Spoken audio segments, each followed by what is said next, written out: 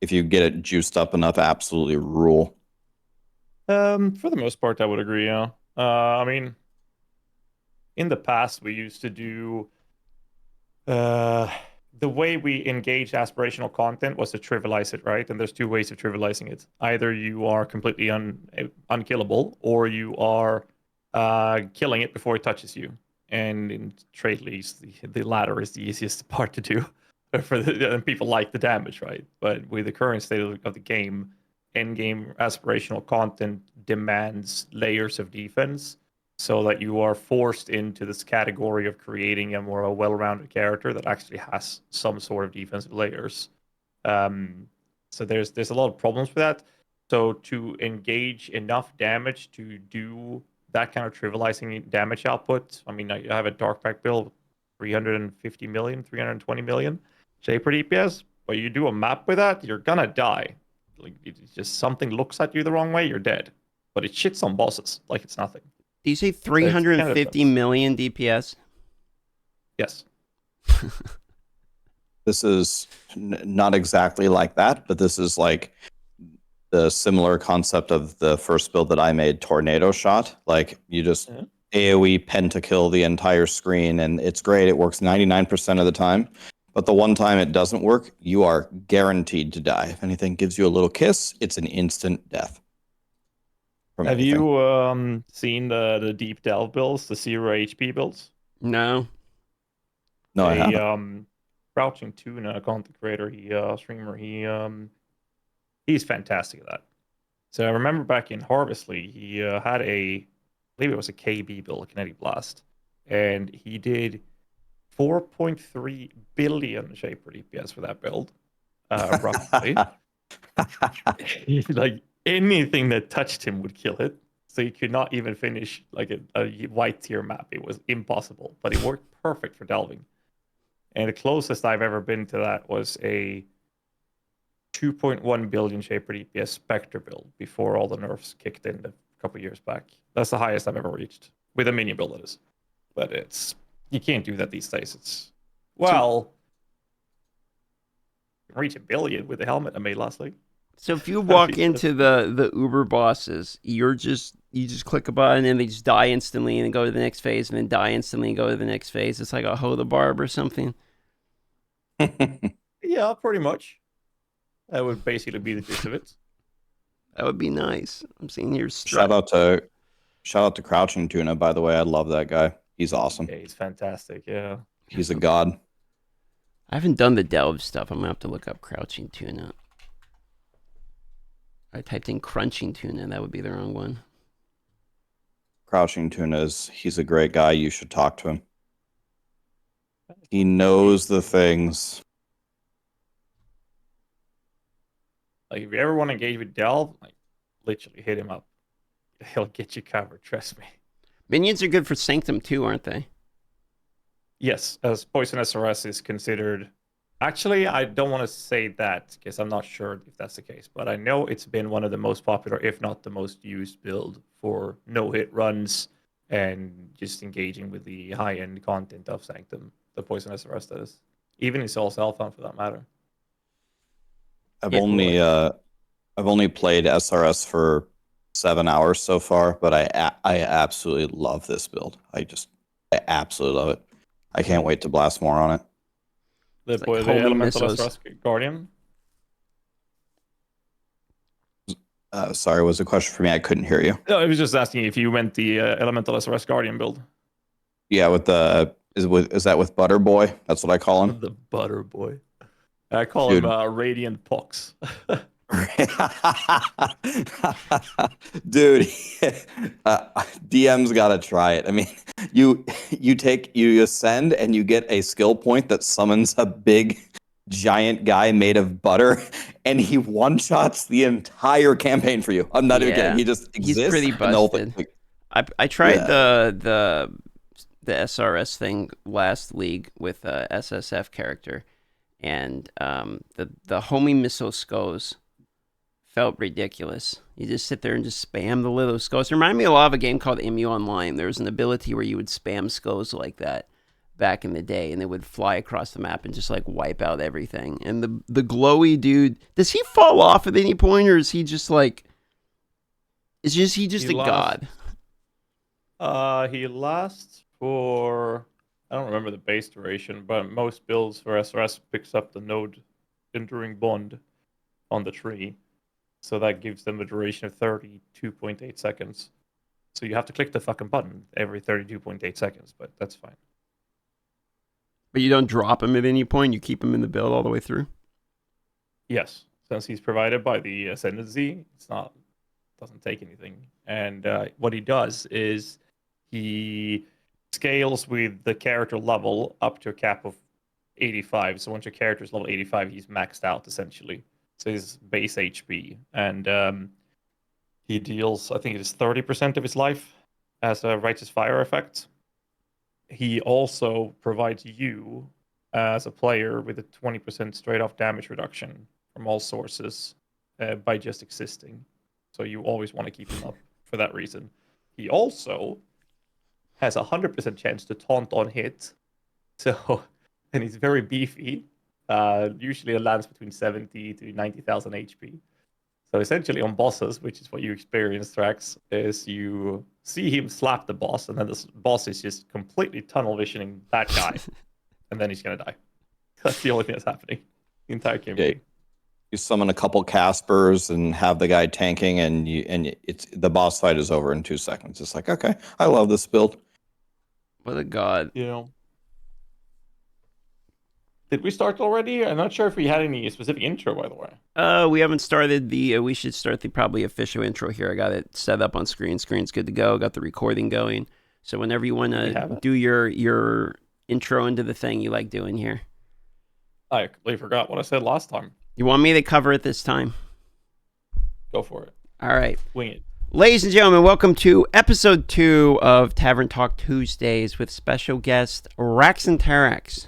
Hopefully I got that right this time, because I normally just go with Rax. And GHAZZY TV, the co-host. Today we're going to be talking about such topics as Path of Exile and Path of Exile. And if you guys are lucky, we might get into some PoE, maybe talk a little PoE too. There you go. There's your intro. And now I'm going to throw it over to my co-host, GHAZZY, who has a brilliant opening talking point in which he wishes to start the podcast with. Isn't that right, GHAZZY? Well, basically, for those of you who haven't seen this before, or for those of you who've seen the first episode, what we do is we have a very lean back kind of structure. We call it Tavern Talks. It's basically me and DM inviting a buddy over, and we're just going to have a chat where we have one topic. And in this case, it is Path of Exile ARPGs. Rax and all three of us have played Diablo 4 and a bunch of other ARPGs. That's the main topic, just PoE. And then we'll just see where the conversation goes. So if we end up talking about one build for the next 1.5 hours, so be it. We don't really care about the structure. We're just here to have a good time, talk about the game we love, and we have a huge, obnoxious addiction to it. So here we are. Welcome in, Rax. How you doing, man? God, that was a good intro. I'm doing good. I'm feeling good. How are you guys? Doing wonderful. Good. Tired. Yeah, you had a bit of a long one. Yeah. You had a rough day. My daughter hit a 40-degree fever. Called medical support, or whatever it's called in English. Had to go to the hospital in the middle of the night. Observation. Oh my God. Long story short, no sleep. She's doing better now, but no sleep. So. Are you sure you're good? You don't want to move of the day or something? You sure you're not too tired? Nah, I'm good. I mean, I'm a PoE streamer. It's like, or ARPG streamer for that matter. We don't know what sleep is. True. We know what league launches or season launches. We know what that means. We've been training for this our whole lives. Yeah. I'm glad she's doing better though, man. That's scary. That's scary. It was, yeah. It's kind of crazy. But no, I've been enjoying Affliction League a lot. It's kind of crazy. Then again, I'm rather biased since there's a lot of Minion changes that came with the patch notes and the specters and whatnot. But that's what I've been hanging around doing for the most part, going through the new Minion stuffs with the transfigured gems and just enjoying myself in the league with the new stuff. I actually really enjoy the league mechanic. What do you think about the league mechanic, Rax? Like, do you enjoy it, or what other leagues have you played? Maybe we can start with that one.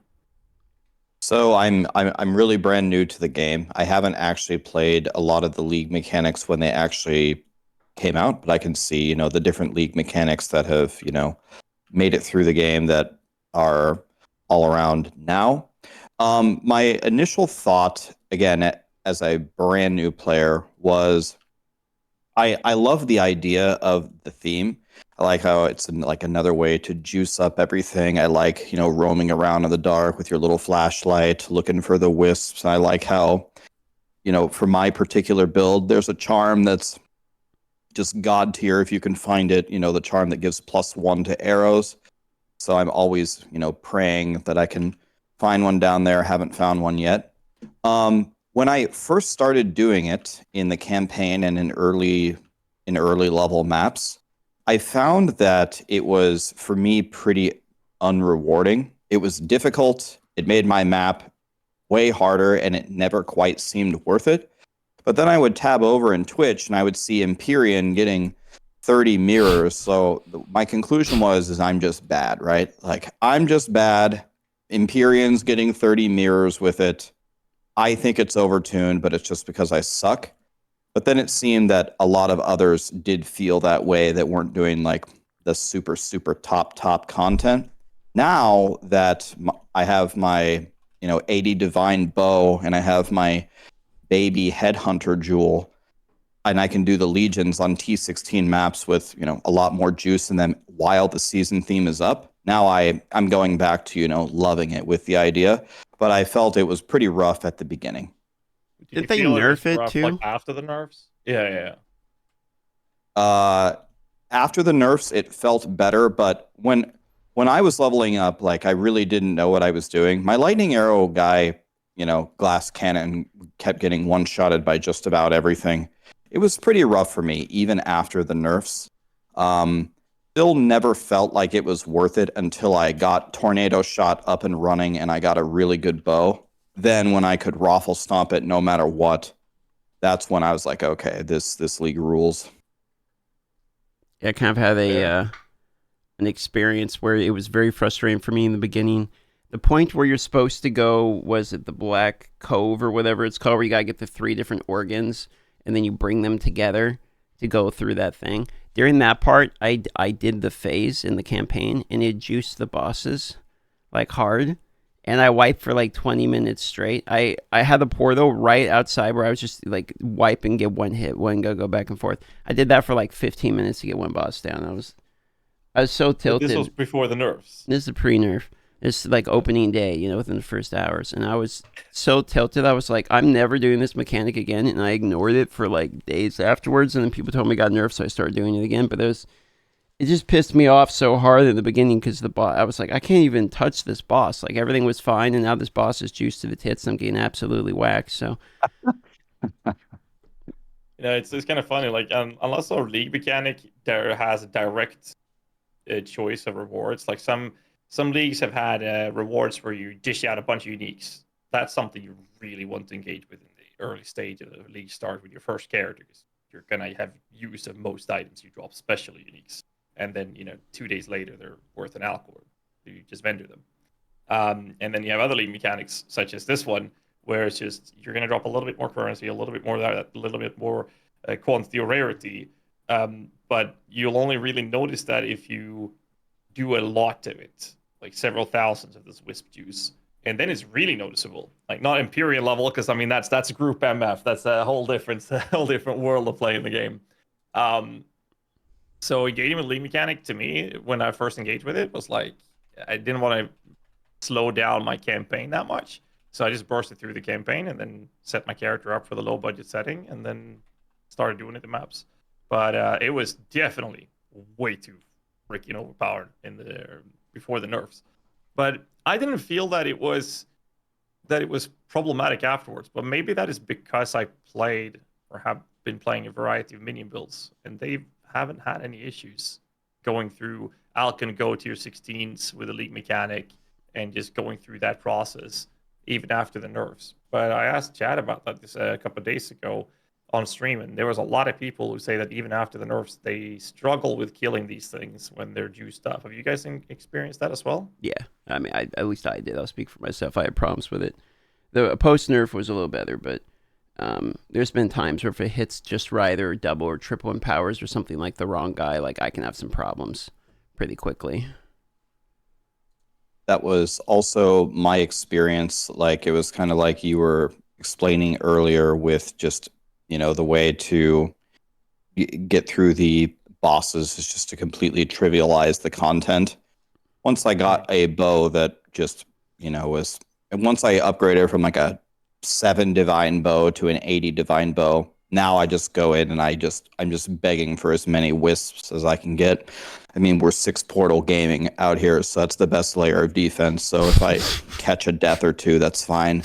But before, like DM said, if you get like 3,000 wisps, it can change, like, I don't know, like a 6-second fight on an elite for me to like a 30-second fight, and they might drop one additional thing, and then you sit there and question, was that even worth it? Like, by the time you do that a couple of times with different elites throughout the map, you could have just ran an entire other map in that time. No, I definitely I see experienced the same thing. Yeah. You said you had an 80 divine bow? I wanted to ask him the same thing. I was like, I gotta see this bow, my dude. Like, what's going on with this bow here? Your bow's worth more than my entire build at this point. Well, you said something about that as well. All of my minion builds I've played so far are way below that. So one thing that helps a lot is I had 400 stacked decks, and I'm sure GHAZZY already knows what's going to happen here. But I was like, everyone's like, sell them. Like, guys, have you guys ever heard of a thing called streaming? You don't get to sell stuff like this. We're opening it. Amen. And then I dropped an apothecary, so that was 41 divine. So that was like half of the stuff that I made the entire season in one div card. And then Spicy Sushi on Maxwell said, "Hey, Rax, do you want to craft like a real bow so you can actually play the game?" And I'm like, "Yes." And so he came in and he said, "All right, here's the base, here's the stuff. I'll give you the bill at the end. Let's see if we can make you a bow." And then we spent in total maybe about 60 divine and made about an 80 divine bow with pretty much me just being a puppet and just Spicy Sushi being the ventriloquist, and he helped me make a pretty nice bow. It's not perfect, but it's real nice. So now I'm not afraid of anything. Now I just go YOLO in there and just kill everything. It feels great. Yeah. I bet. I don't do any ranger stuff. What makes a bow good? Like, how do you tell if a bow is good? Well, I mean, GHAZZY can probably answer this better than me, but for tornado shot in particular, it's all about additional arrows. And so what people typically do is they start as lightning arrow, which is very, very good on a budget. It does insane damage, but dies in one hit to anything. It's like a super glass cannon, not hardcore viable.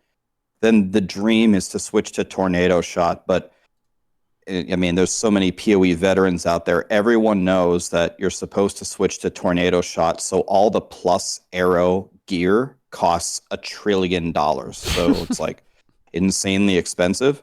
So like you have to farm and just pray. But then when I got the apothecary, just the base, a bow, just a bow with +2 arrows on it, costs like 42 divine as a base. To even begin with crafting. A fracture base? Is that what it was? Like yeah.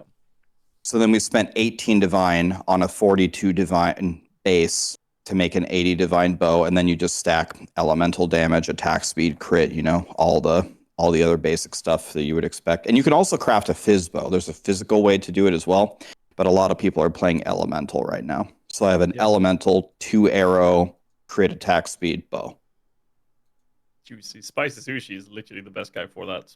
He's done this community craft a couple of times as well with the league's best EDPS bow for tornado shots. It's actually it's fantastic to watch. If you see him do that this league, you should definitely tune in for it. Basically the craft process of those bows are very expensive. The bigger one is to not use a fractured base, is to use a synthesized base where the implicit has crazy modifiers like arrows or flat fist, attack speed, or a mix of those, and then you craft on that. But then you have to manually hit the plus arrows as well. It's kind of crazy, actually. Yeah. Curious though with the crafting. Now you were the puppet for this for Spicy in this situation. But when you did the craft, did you understand what you were doing, or did you learn something from that process? Yeah, I did. He was. I mean, Spicy Sushi. Like he's a god, and he's such a nice guy. He explained to me. He's like, all right, here's what we're doing.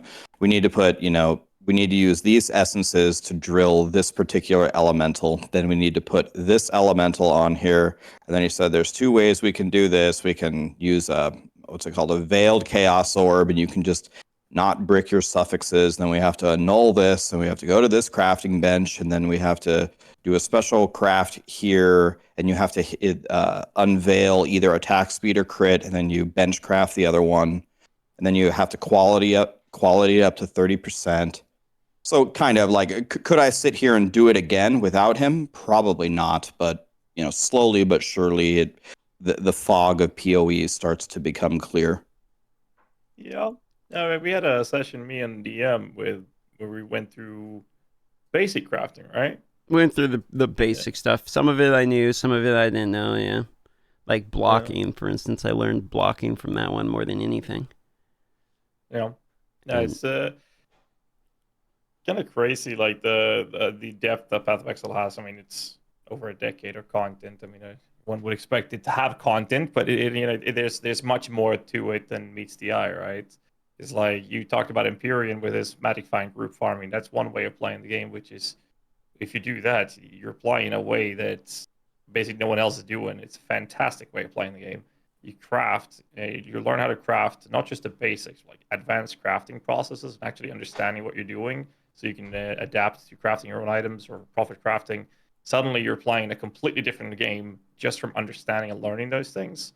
And then you try out a different archetype or genre of build types that you haven't tried before, and suddenly you're playing the game in a completely different way that you've never done before. It just opens up. So I'm not familiar with him. Crazy. What does he just do crafting all day? He'll buy stuff and craft it and resell it or something, or what's his thing that he's known for? Are you talking about Empyrean? Yeah, I haven't watched the guy before. I'm not familiar. And he does a group MF. So he has a team of fantastic players that basically what they do is they set up a set where they have a so-called carry, and then that carry is not going to be killing anything, so they need to have mechanics in play that make sure that whatever damage they're doing cannot do a killing blow. There's a couple of ways you can do that. So they do stupid damage by having a curse supporter, an aura bot supporter, and like support builds basically. And then they have the best way of juicing the maps up that they come up with.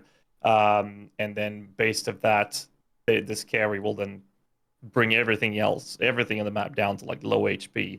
And what's doing the killing blows is a fully decked out Magic Find character.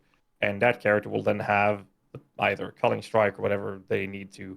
They don't need to have any sort of mechanics that prevents them from doing killing blows. So in this league, if I'm not remembering incorrectly, I didn't actually look into it in detail, but I believe they had, they did use Hydra Spectres with a minion build this time.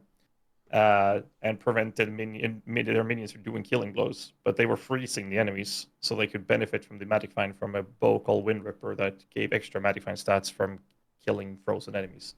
So they used that. So basically just min-maxing the entire Magic Find world in a 6-man party, and just exploding currency every map they do. Really cool to see. How big of a difference? And another thing. Go on. No. Go ahead. I was just going to ask, how big of a difference does Magic Find typically make in finding equipment? Like, how valuable is it in this game? Depends on league to league, to be honest. If you're comparing like a Magic Find character to a non-Magic Find character, I'm not sure how the non-Headhunter Magic Find characters actually perform these days. I know from past leagues, they've been okay to play till you can afford getting a Headhunter, and then you have a proper Magic Find character. I personally would never do a Magic Find character without a Headhunter, because the idea is to have your entire gear is just going to have Magic Find stats on it, like quantity and rarity. And with a headhunter, all you need is a decent enough weapon so you can do those initial kills on the first couple of rare packs, and then the headhunter will carry the build throughout the entire map after that. But the difference between solo playing with Magic Find and party is insane, because every added player is not going to double the loot. So instead, what they've done is they added a modifier that increases your Magic Find stats. So every monster you kill will drop more loot because of the party, and this stacks to a full party, and that's how they utilize it. But that's a big difference playing in a party. Yeah, and, not just to go back one topic. Another thing about Empyrean, in Diablo 3, there was a super godly group from Europe called Zero Empathy. I believe Empyrean was a part of it, him and his friends. So if you look at Empyrean's profile on PoE, he'll say, I think he has like a lot of like world firsts or world number ones in Diablo 3 as well. That's where I first met Empyrean from, is playing D3. He and his team played it religiously for a very long time. Yeah. It sounds like him. I mean, what they do is really crazy. There are groups that does this, but one has to also include the fact that when you're talking about him pumping out 30 mirrors, that's not just the 6-man party grinding the maps. They have other people outside of this being part of their team that is doing the trading for them as well, so they can effectively run the maps consistently, and then their items that they find are being liquidated by another player. It's a whole streamlined process, huh? It takes like a whole crew. Yeah, to generate those masses of wealth. I mean, we're coming into the topic of the top ways of like making currency in the game, and no matter what you do and whatever strategy you choose to run with, they all boil down to one thing. The more hours you spend online, either killing monsters or trading or flipping, whatever you're doing, the more hours you are actively doing this, the more currency you're going to make. So the way I do currency is profit crafting. So I profit craft. I have a small team that we do profit crafts with, and when we push currency, I didn't do it this late, but when we do it, none of our items are never off the market. So when I go to bed, I ship for every single item I've crafted, and that can be like 20, 30, 50 items. I ship them off to another player, and then if he goes to bed, he ships them off to another player. And then I come online the day after, and I get to receive a bulk of items, and then I'll put them up for sale again.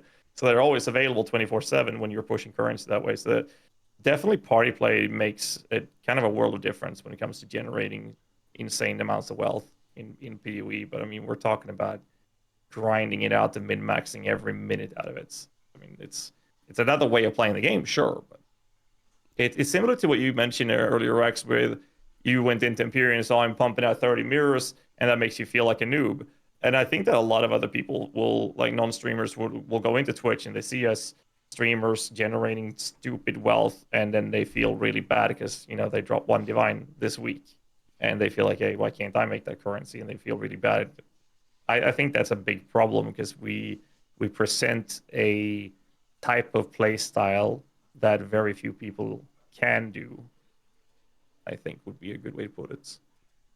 I agree with you there, and that's what it always comes down to in every ARPG. Like, you guys are doing it to an efficiency level that's even extreme. Like to have like pass the loot off and then sell it. I respect it, by the way. God, you're even doing it while you're asleep. That's impressive.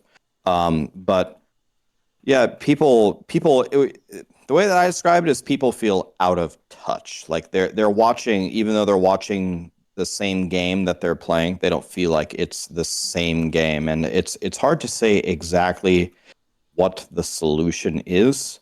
Like, what does grinding gear games do about it? Like, are they supposed to nerf the way that Magic finds scales in groups? Or, like, you know, it's hard to say exactly what the solution is, because it's hard to penalize people for just being efficient and taking advantage of the way that the game was designed. I'd say go ahead. I was just going to say the gaps in skill level and in knowledge and the way people play the game is why I like the game. If I got to the game and by this second league and only 430 hours or whatever it was into it, I was playing the most efficient that this possibly be, I wouldn't be playing the game anymore. It'd be completed. I like the concept that there's people that are way better at it than I am. It also reminds me mildly of EVE Online, where actually working and communicating with other people can pay out, you know?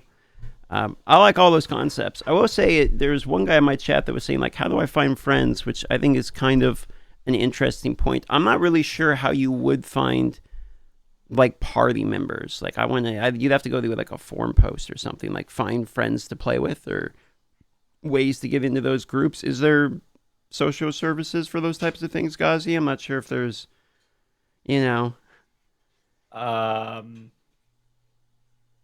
mean, it's not like groups are recruiting for it. I guess that can or probably have happened, that people are recruiting people for creating a team like this. Because something to keep in mind, like you mentioned, DM, is like the amount of work that is put in to create what MP's group is doing, for example, is quite insane. The preparation, the testing, planning, and making sure everyone's on board with everything and all those things. There's so much work behind that, and I think that's pretty impressive. Like I would never do what they do. I wouldn't even begin to do what they do. I'm very happy with what I'm doing. But it definitely shows that. But I mean, when it comes to the idea of finding friends, I think the easiest way would be literally be in gaming communities, like our streams, our Discord servers, the PoE Discord server. Ask if someone is playing an Aura bot. If you are an Aura bot player, maybe find a Matic player and, you know, start a connection that way. In-game guilds. I'm not sure if you guys have guilds for your communities. I have mine. I think my guild's full though, because there's a cap on it. I didn't even know guilds were a thing, to be honest with you. There's guilds. Dude, there's a guild hideout. There's a guild stash. What? Mm-hmm. But What? the guild Guild stash stash. costs money. There's Mm-hmm. guild That shit shit. costs money. I put some expensive, or actually not me, my team put some expensive corpses in there. My community manager forgot to make that stash tab only for officers. So one day, someone has plundered my stash tab filled with corpses. So yeah. But no, there is guild stuff, but it's not like the game is doing anything to help that. There's like a public party board, but mostly people utilize those things. And when they look for people, it's like looking for service runs where they charge you. Or I remember back in Breachly, we had leechers. You played a Matic character and you invited 5 other players that would just walk behind you as fucking leeches. All they were there for was for them to get some free experience. And what you benefited from doing so was the stacking Matic bonus for having a party. Oh, so just innately for being in a party, there's a Magic Find bonus. Yes. Okay. So, yeah. There is one little problem, though, that I noticed with the guild stash. That is that have you seen standard stash tabs? That they become remove only tabs? You seen that? Yeah, when you go back to the league, yeah. So what happens is after the league ends, your character gets shipped off to the Eternal Realm, which is what it's called in Diablo, right? But your items remains in the stash tabs you had for that league, but you cannot add more items into it. So if you want to move it into that league, you just have to take them out. So they're remove only tabs. They exist, but if you want to access them, you have to take them out from that and put them in your regular tabs of that league. So after a decade of playing this game, I never want to clean that stash tab up yet because it's so full. But guild stash, what happens with the remove only tab is that when it's empty, it disappears. The guild stash does not do that. So I have a very, very, very, very, very long list of stash tabs in the guild in Standard League that are remove only, that are empty, that they still haven't fixed. And they talked about making improvements to guild stuffs. And 5 years ago, 6 years ago, we haven't seen anything since.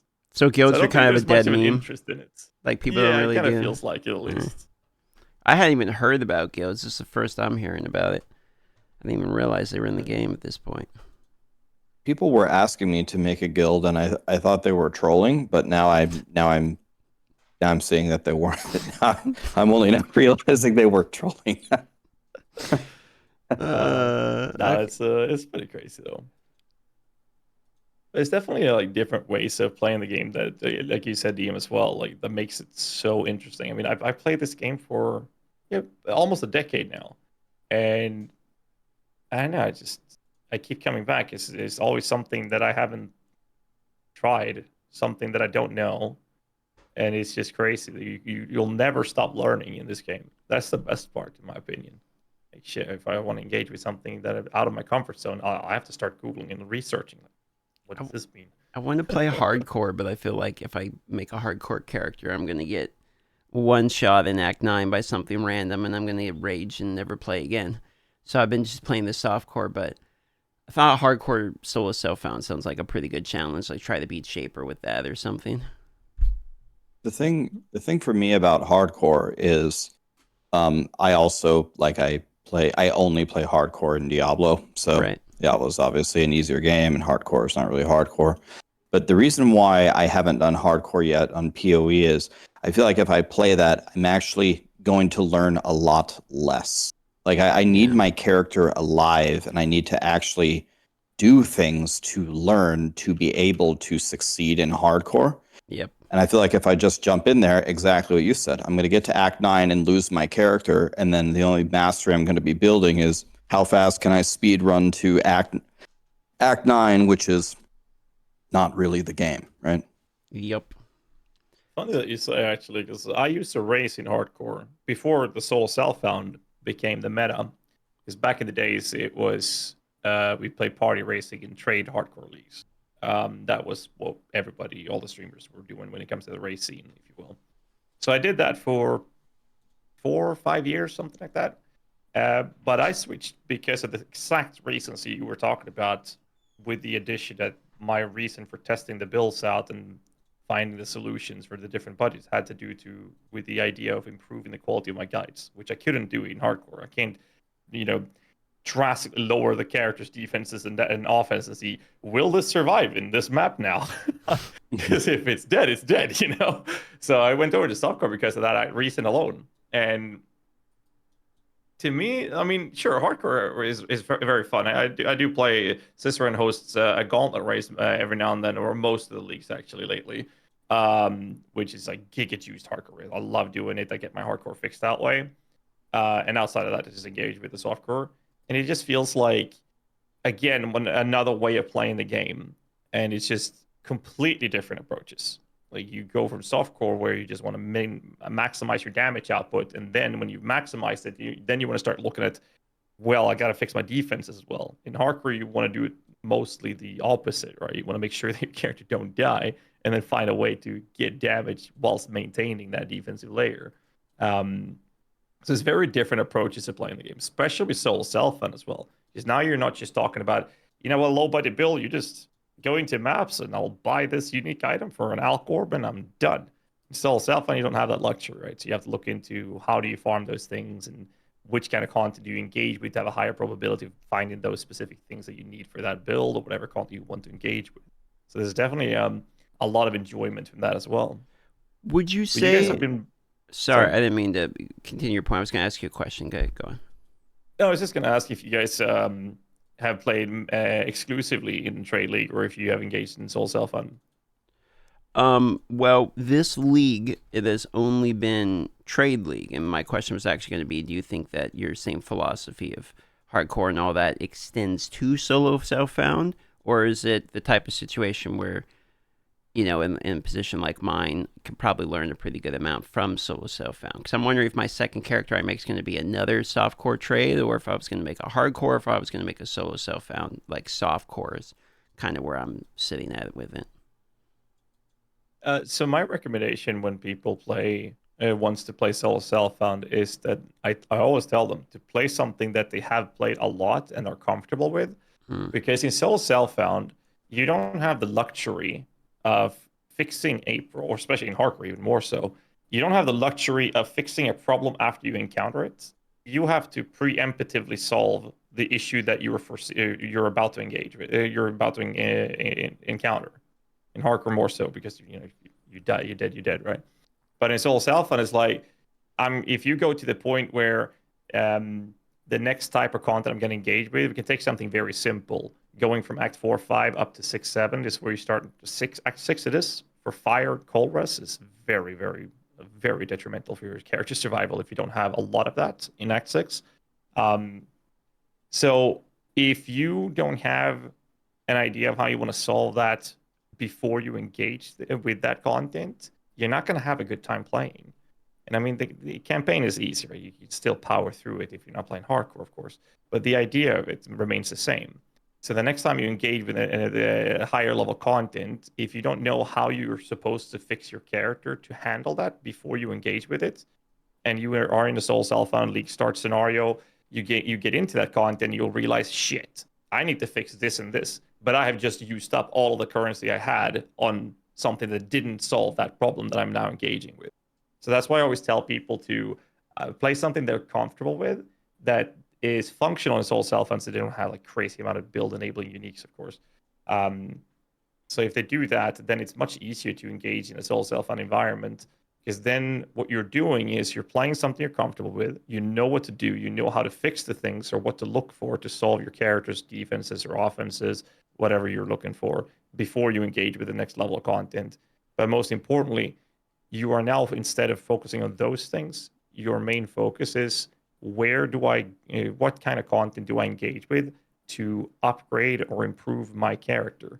So for Poisonous Rest, as we talked about that earlier before the show, breach content is where you get the Severed in Sleep, for example. Then you're going to want to make sure that you are engaging with the game with the idea, with the goal that you're going to be farming breach, and setting the Atlas tree up for that, preemptively going into that mindset. So those are the things you're focusing more on, rather than, oh shit, I gotta get more armor, my characters can't do the next yellow tier maps or whatever, right? Does that make sense? Forcing yourself to learn and play the other game modes because you can't get anywhere else. Yeah. Yeah, and another thing that I'm envisioning would happen, kind of similar to what GHAZZY was explaining, is when you're going SSF, it's kind of like he explained. When I need something in Trade League, what I do is I mindlessly do the one thing that I know how to do, Legion currently, and then I just buy the thing that I need. Exactly. But when you're playing SSF, you can't loot something that is not useful to you, sell it for currency, and then convert that currency into the thing that you need. You must actually understand how to craft your own stuff, how to find your own stuff, how to upgrade your own stuff, and the critical, milestones that you must hit in order to even play your build. And that would be, to me, an entirely different game than what I'm currently experiencing. Now it's just pick up everything, price check it, bulk sell, boom. Big bow, spicy sushi, help me, and then that's it. Yeah, that's pretty much it. What It would be a completely different game. It would be completely different. What mechanics are you not liking the most? Like, what do you block, Rex? What do you hate? So I don't know, because I blocked everything except Legion. I don't know. All right. This is what I do. Like, maybe this is the wrong way to approach it, but like, this is what I do. So I go, who's the god crafter? Spicy sushi. Okay, spicy sushi, help me make my bow. And then I say, who's the god of making currency? Grimro. Okay, Grimro, what do I do?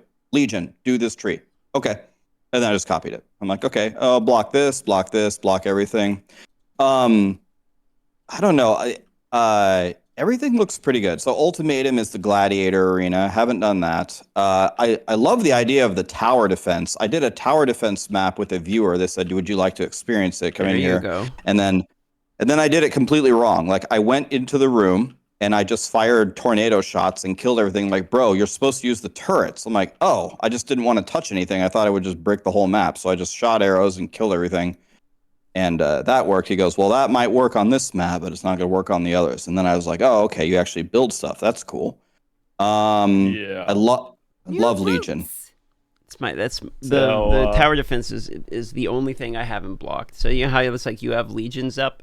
Well, for me, I have Blight. Everything else is blocked, and I don't see any of the other mechanics in the game, and I have no idea how good they are because I only do Blight. I like... go ahead. I was just going to say, I like Gray Peacock, because that was the word... never mind, I'm on a podcast, never mind. Delirium? Anyway. Yeah, what Gray Peacock? I don't know what it's called. Gray Peacock? I don't know. You run through the Gray Peacock and stuff spawns? Yep. Yeah, that's Delirium, yeah. Delirium, okay.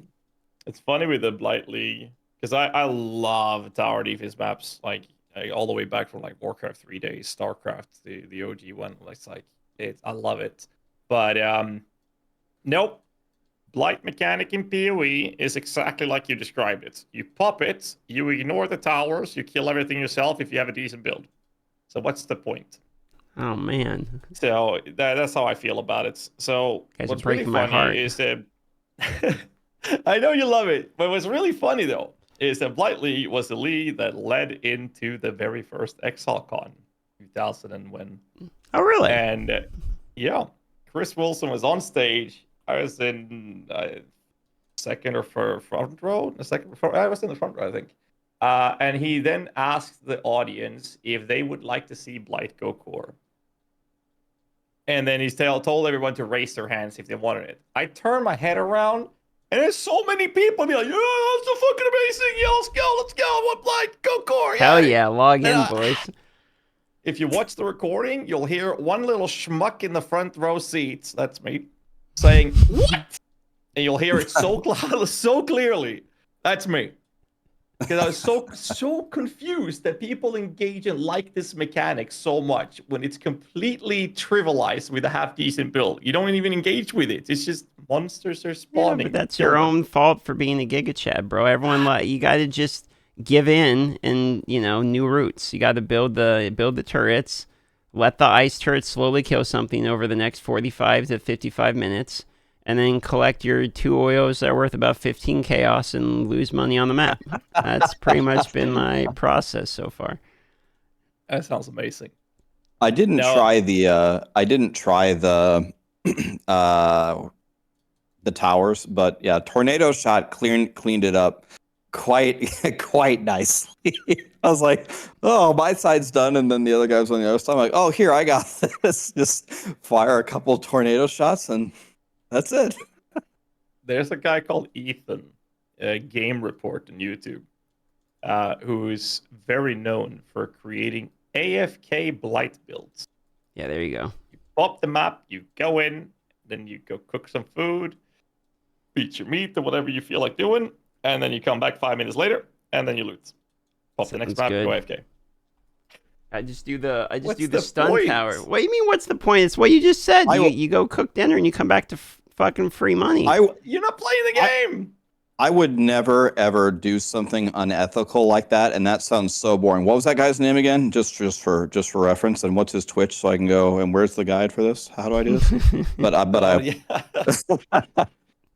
No, that sounds godly. Anymore, though. That sounds incredible. That's brilliant, dude. You can find his YouTube. Log in the Blight, boys. Blight. Dude, I was shooting arrows, so I was doing it wrong. I was just supposed to stand there and do nothing. Is this like Righteous Fire? You just stand there and Pox is just one-shotting the map, or what? Oh, I guess Righteous Fire could AFK on top of the Cassia too and just come back to everyone being dead. I didn't even think about Righteous Fire. I don't know if you can.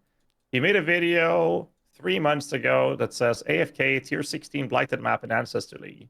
Zombie Necromancer. Literally AFK. It's like you can play the game. Like, bro, it's literally your build and you still don't like it? Jesus, man. We just can't win with you. I know. It's free currency. I like to play the game. Yeah, that's part of playing the game. You can... people like RF so much. AFKing is half of MMOs, bro. But this is not an MMO. This is an ARPG. I mean, if I had a choice of like flying around on my mount in World of Warcraft and actually picking the flowers or just having them auto-picked for me, I mean, I'm sorry, dude. There's only one answer there. True. It's the same concept.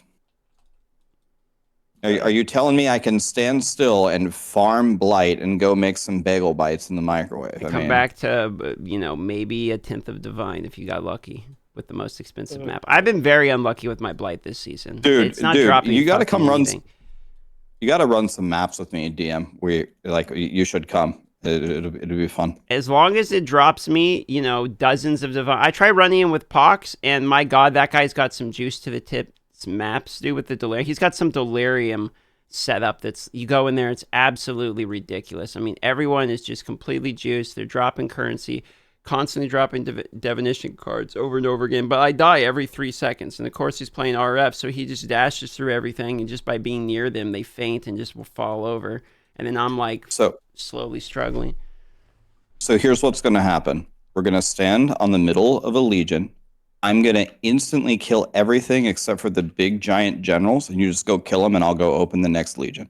Sounds perfect. How much money are we making? Are we making, big boy money? Because I could use some big boy money, I'll tell you that right now. I need to buy more maps of currency for the bosses so I can fell Uber Elder for the millionth time, or how many fucking Ubers does that have? By the way, who named Uber Elder Uber Elder? There's too many Ubers in the name, because now I say I'm doing Uber Elder, and like, that's not Uber Elder. I'm like, no, you're thinking of Uber Elder. I'm doing Uber Elder.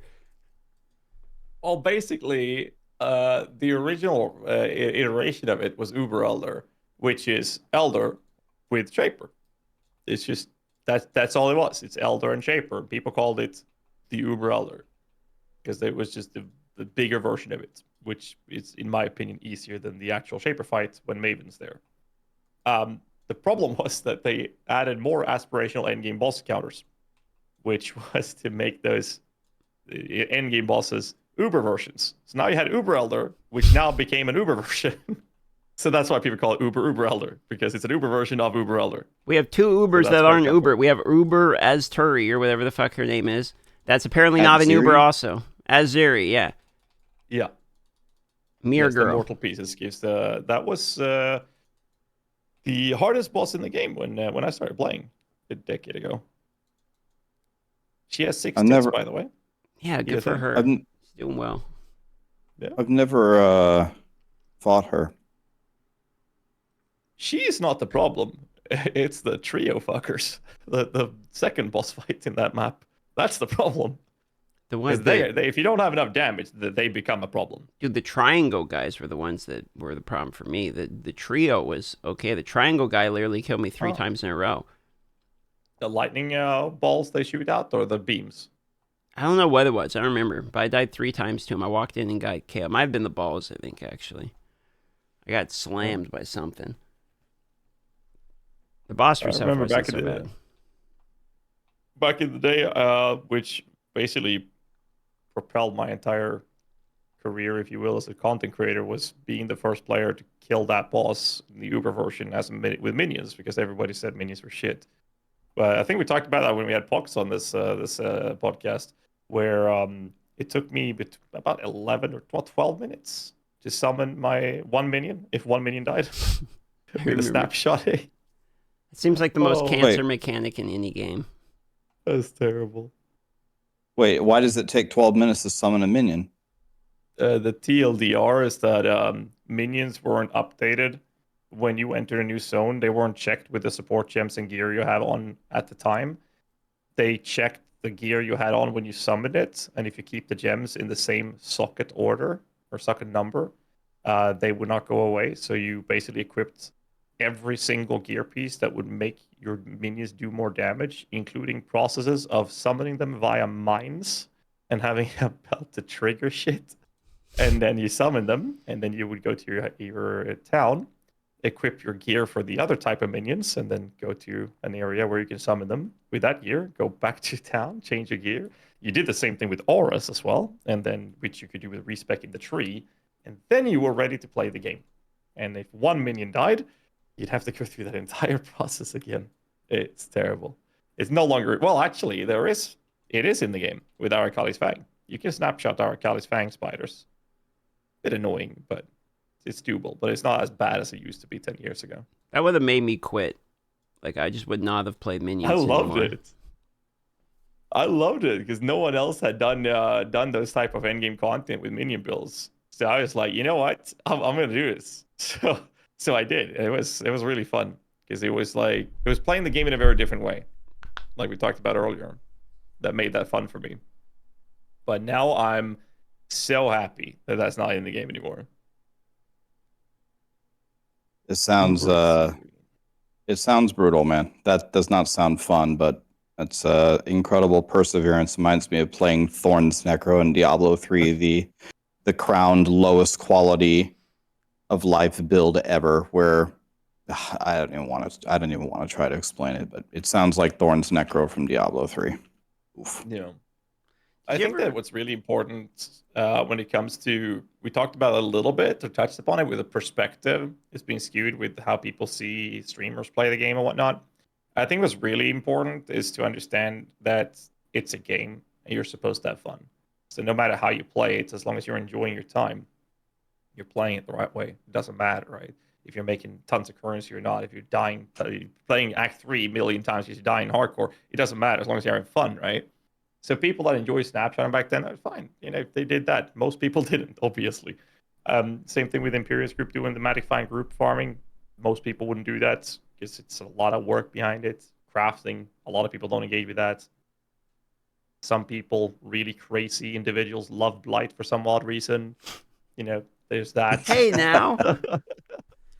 Blight has its perks. You can't make fun of my Blight. You know what sucks is I made a Blight map for the tier 17 maps that you pay for or whatever, but there was a visual glitch or something, and they said they couldn't submit it, so I had to resubmit it, and it's still not in the game. I thought it was in the game, so I spent a bunch of time trying to find my map. Like, I was trying to buy it on the train. Like, no one has my map yet. It must be super rare.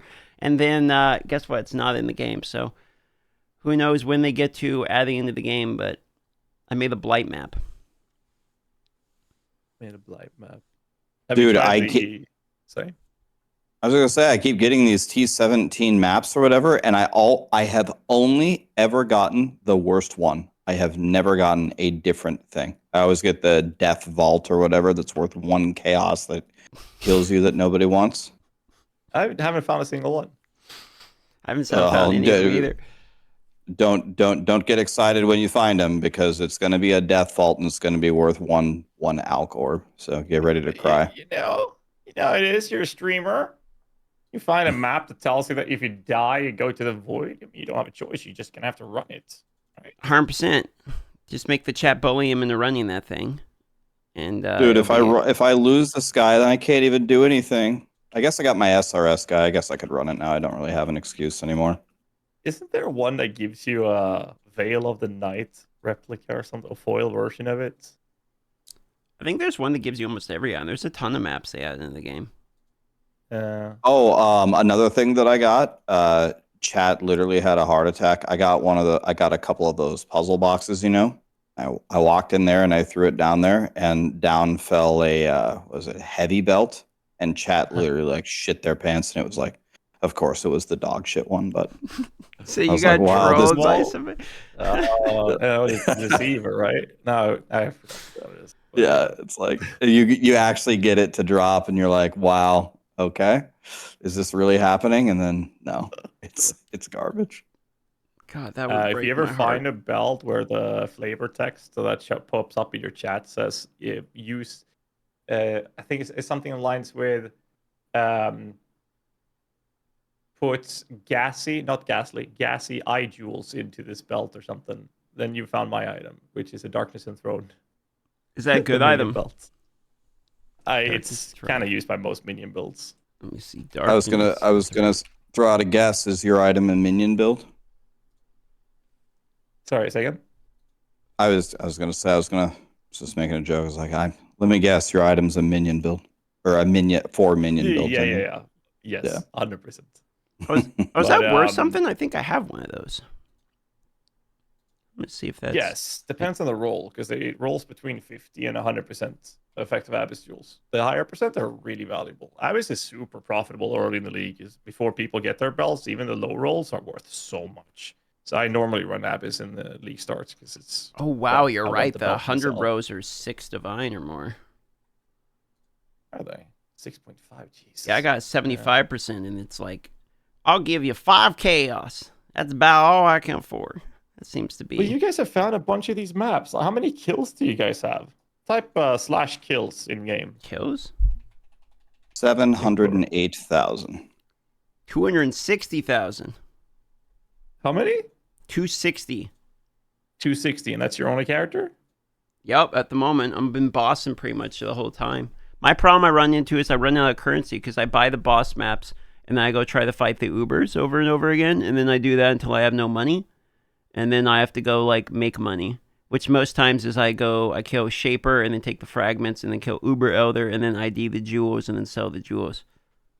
So I don't mean to be toxic, and I could be wrong, but that doesn't sound like the greatest strategy, DM. If I'm trying to get currency, yeah. But I'm feeling like my build's pretty strong, so I wanted to see how I was doing against the bosses. And it's like, the Uber Shaper's no problem. All the normal bosses, no problem. The Uber Sirus is like, I'm definitely going to need some work, which is going to take a while.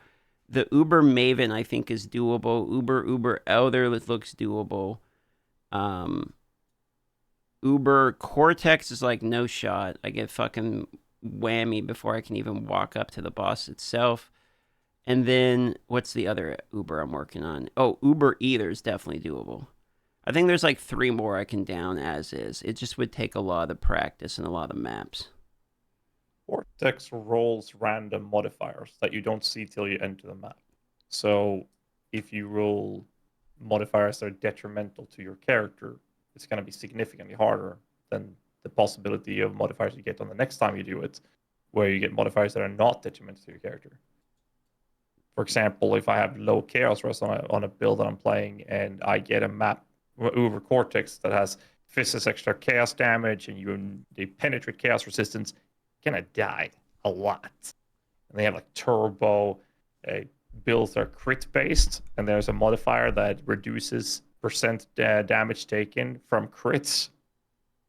That just completely shuts down your damage outputs. So like the mods on Uber Cortex is completely random. Whatever ones I got where I was getting killed by the minions, like I couldn't even see my HP go away. It just, and now I'm dead.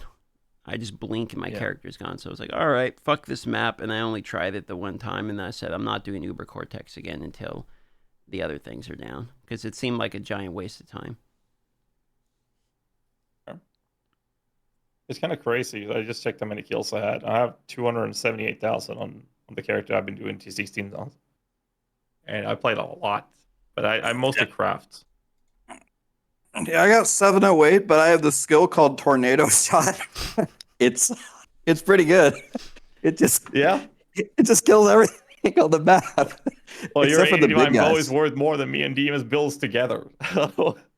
Well, that's what happens when you open an apothecary, man. I just got lucky. It's just luck. It's not, obviously I'm not good. Just got lucky. I need about 50 divines to get my awakened gems. I have 1 divine, 88 chaos. So I have a hard decision in front of me. I either keep bossing until I hit 100 divine jewel, which surely will happen sometime in this millennia, or I just farm maps until I have 50 divines, then I buy all my gems and find out I'm still going to get hit by every skill shot anyway, and just need to get good and dodge the abilities. I really think that Uber Exarch is going to be the last one, because I tried doing Uber Exarch and I was like, fuck this dude. Like that one, he sends a Minotaur at you while you're dodging the balls. And it's like, come on, dude. Like, what are we doing here? Let me focus on one. And then, of course, the balls are even harder. Like, they can't do anything to help you with that one. I have a question for you, DM, and GHAZZY as well, but it would be interesting from DM because he's like a new player. How would you compare like the difficulty and like preparing your character and practicing yada yada yada to these Uber bosses that you're fighting compared to Uber Lilith?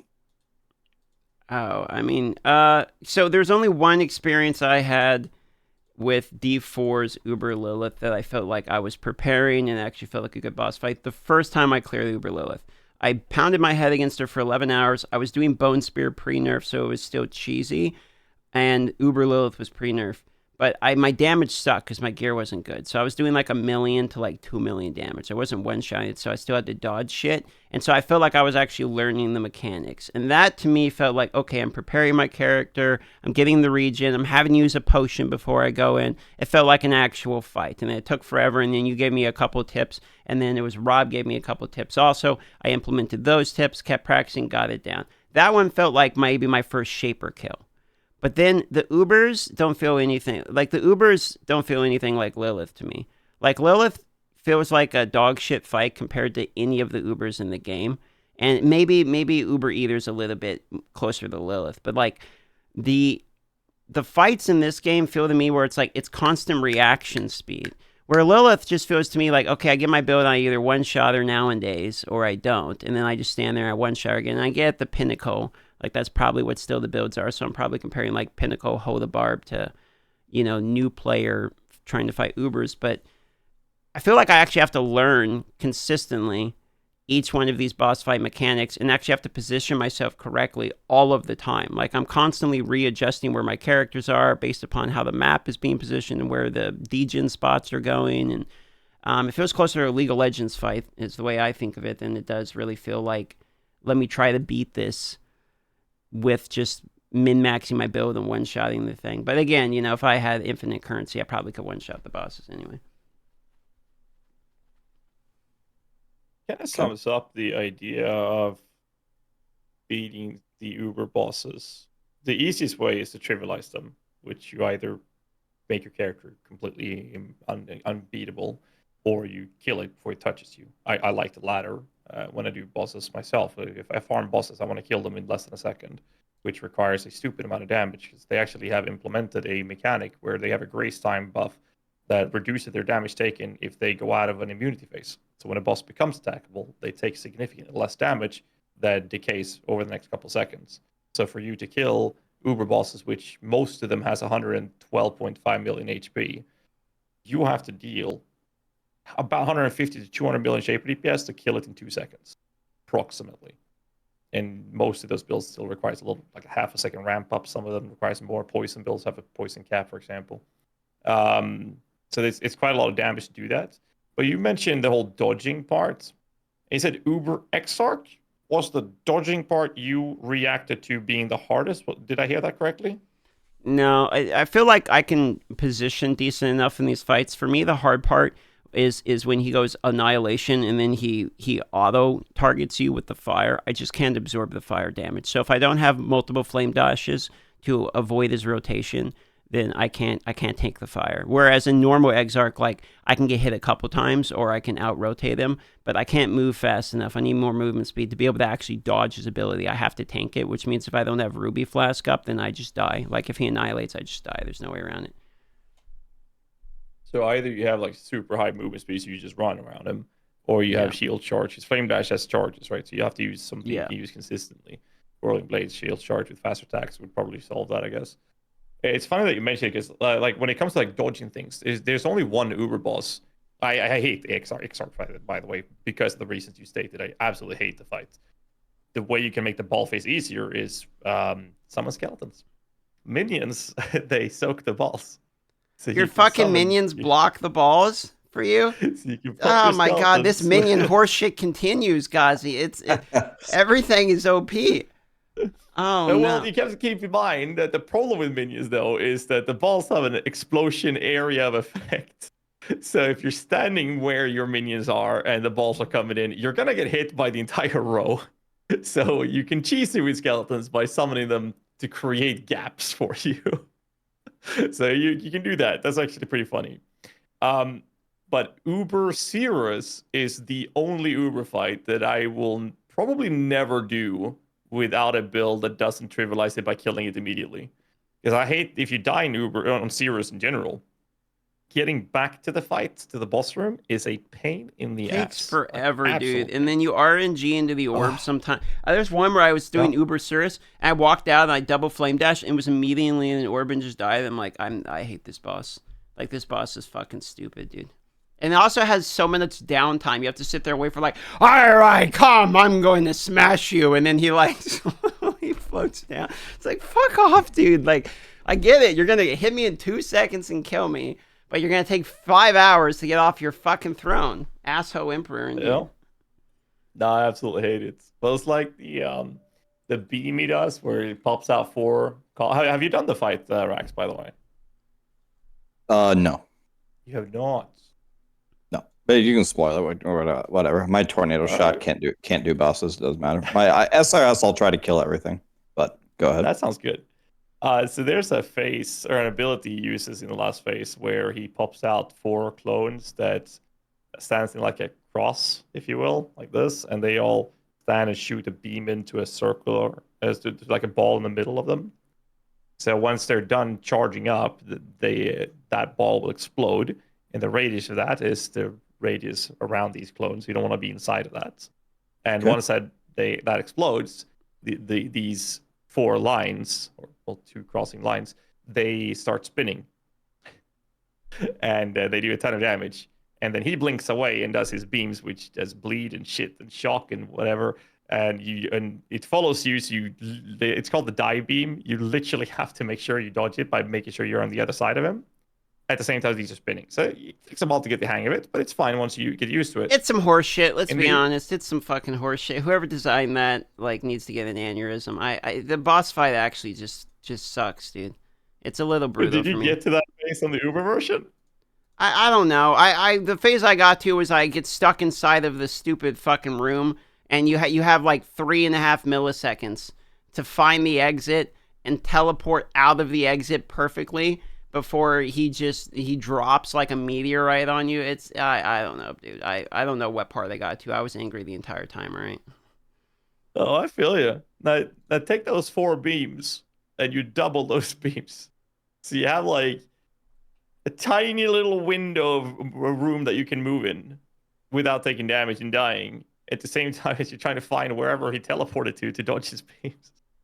I gotta be honest, like maybe I'm getting the wrong impression. This sounds fun, actually. I'm actually looking forward to this. We should have Rax go try some of these bosses immediately.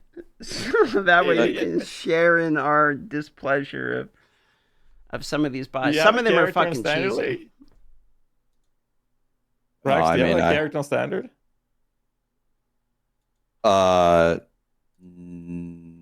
No. Maybe? No? If you don't get to engage with it this league, poke me, and I will feed you sets. So I can feed you both with sets. So you guys can do these bosses instantly. Okay. With those characters that you have, and you can try them out endlessly. Okay. That'd be pretty cool to see, actually. It sounds fun. I'm gonna try to do it this league. I'm farming on this guy to pay for my SRS to go in there and try. We'll see how it goes. I'll probably get shit on, but it sounds fun. I hate the fight. It's terrible. Like those tornadoes, by the way. Bad fight. These like hurricanes, tornadoes, the storm things, yeah. The storm, whatever the fuck they are, the blood storms. The first 3 phases, there is one of those statically in the middle of the room or middle of the circular area you get to fight in every phase in Uber version. So you have like a small little... And it chases you if you're not looking at it. It's like the ghost from the fucking Mario game. Mario? Yeah. Yeah. It's actually just... It's not fun. I actually just don't like that. I like most of the Ubers. That one, I'm like, I don't enjoy doing this. Like, this one fucking sucks.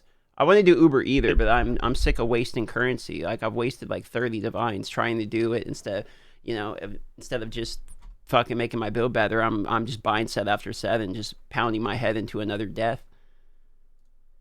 I don't know. I love doing bosses. I really do, but outside of doing service kills where you basically charge money for killing it for someone so they can get their void stones for their Atlas progression, then I don't even know if it's profitable anymore. I know it used to be, but people were asking me to do that for them. Some guy was like, I'll pay you 70 chaos if you'll kill Uber Elder for me. And I was like, I didn't know the rules on that, so I just didn't do it because it seemed like there's a lot of random rules in this People game. sell them on TFT. People sell these kills.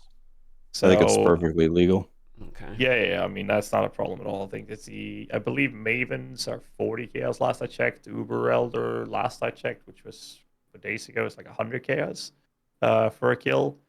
I can make 100 chaos a kill selling fucking Uber Elder kills. That's the biggest joke. You can make way more. That's a joke of a fight. More.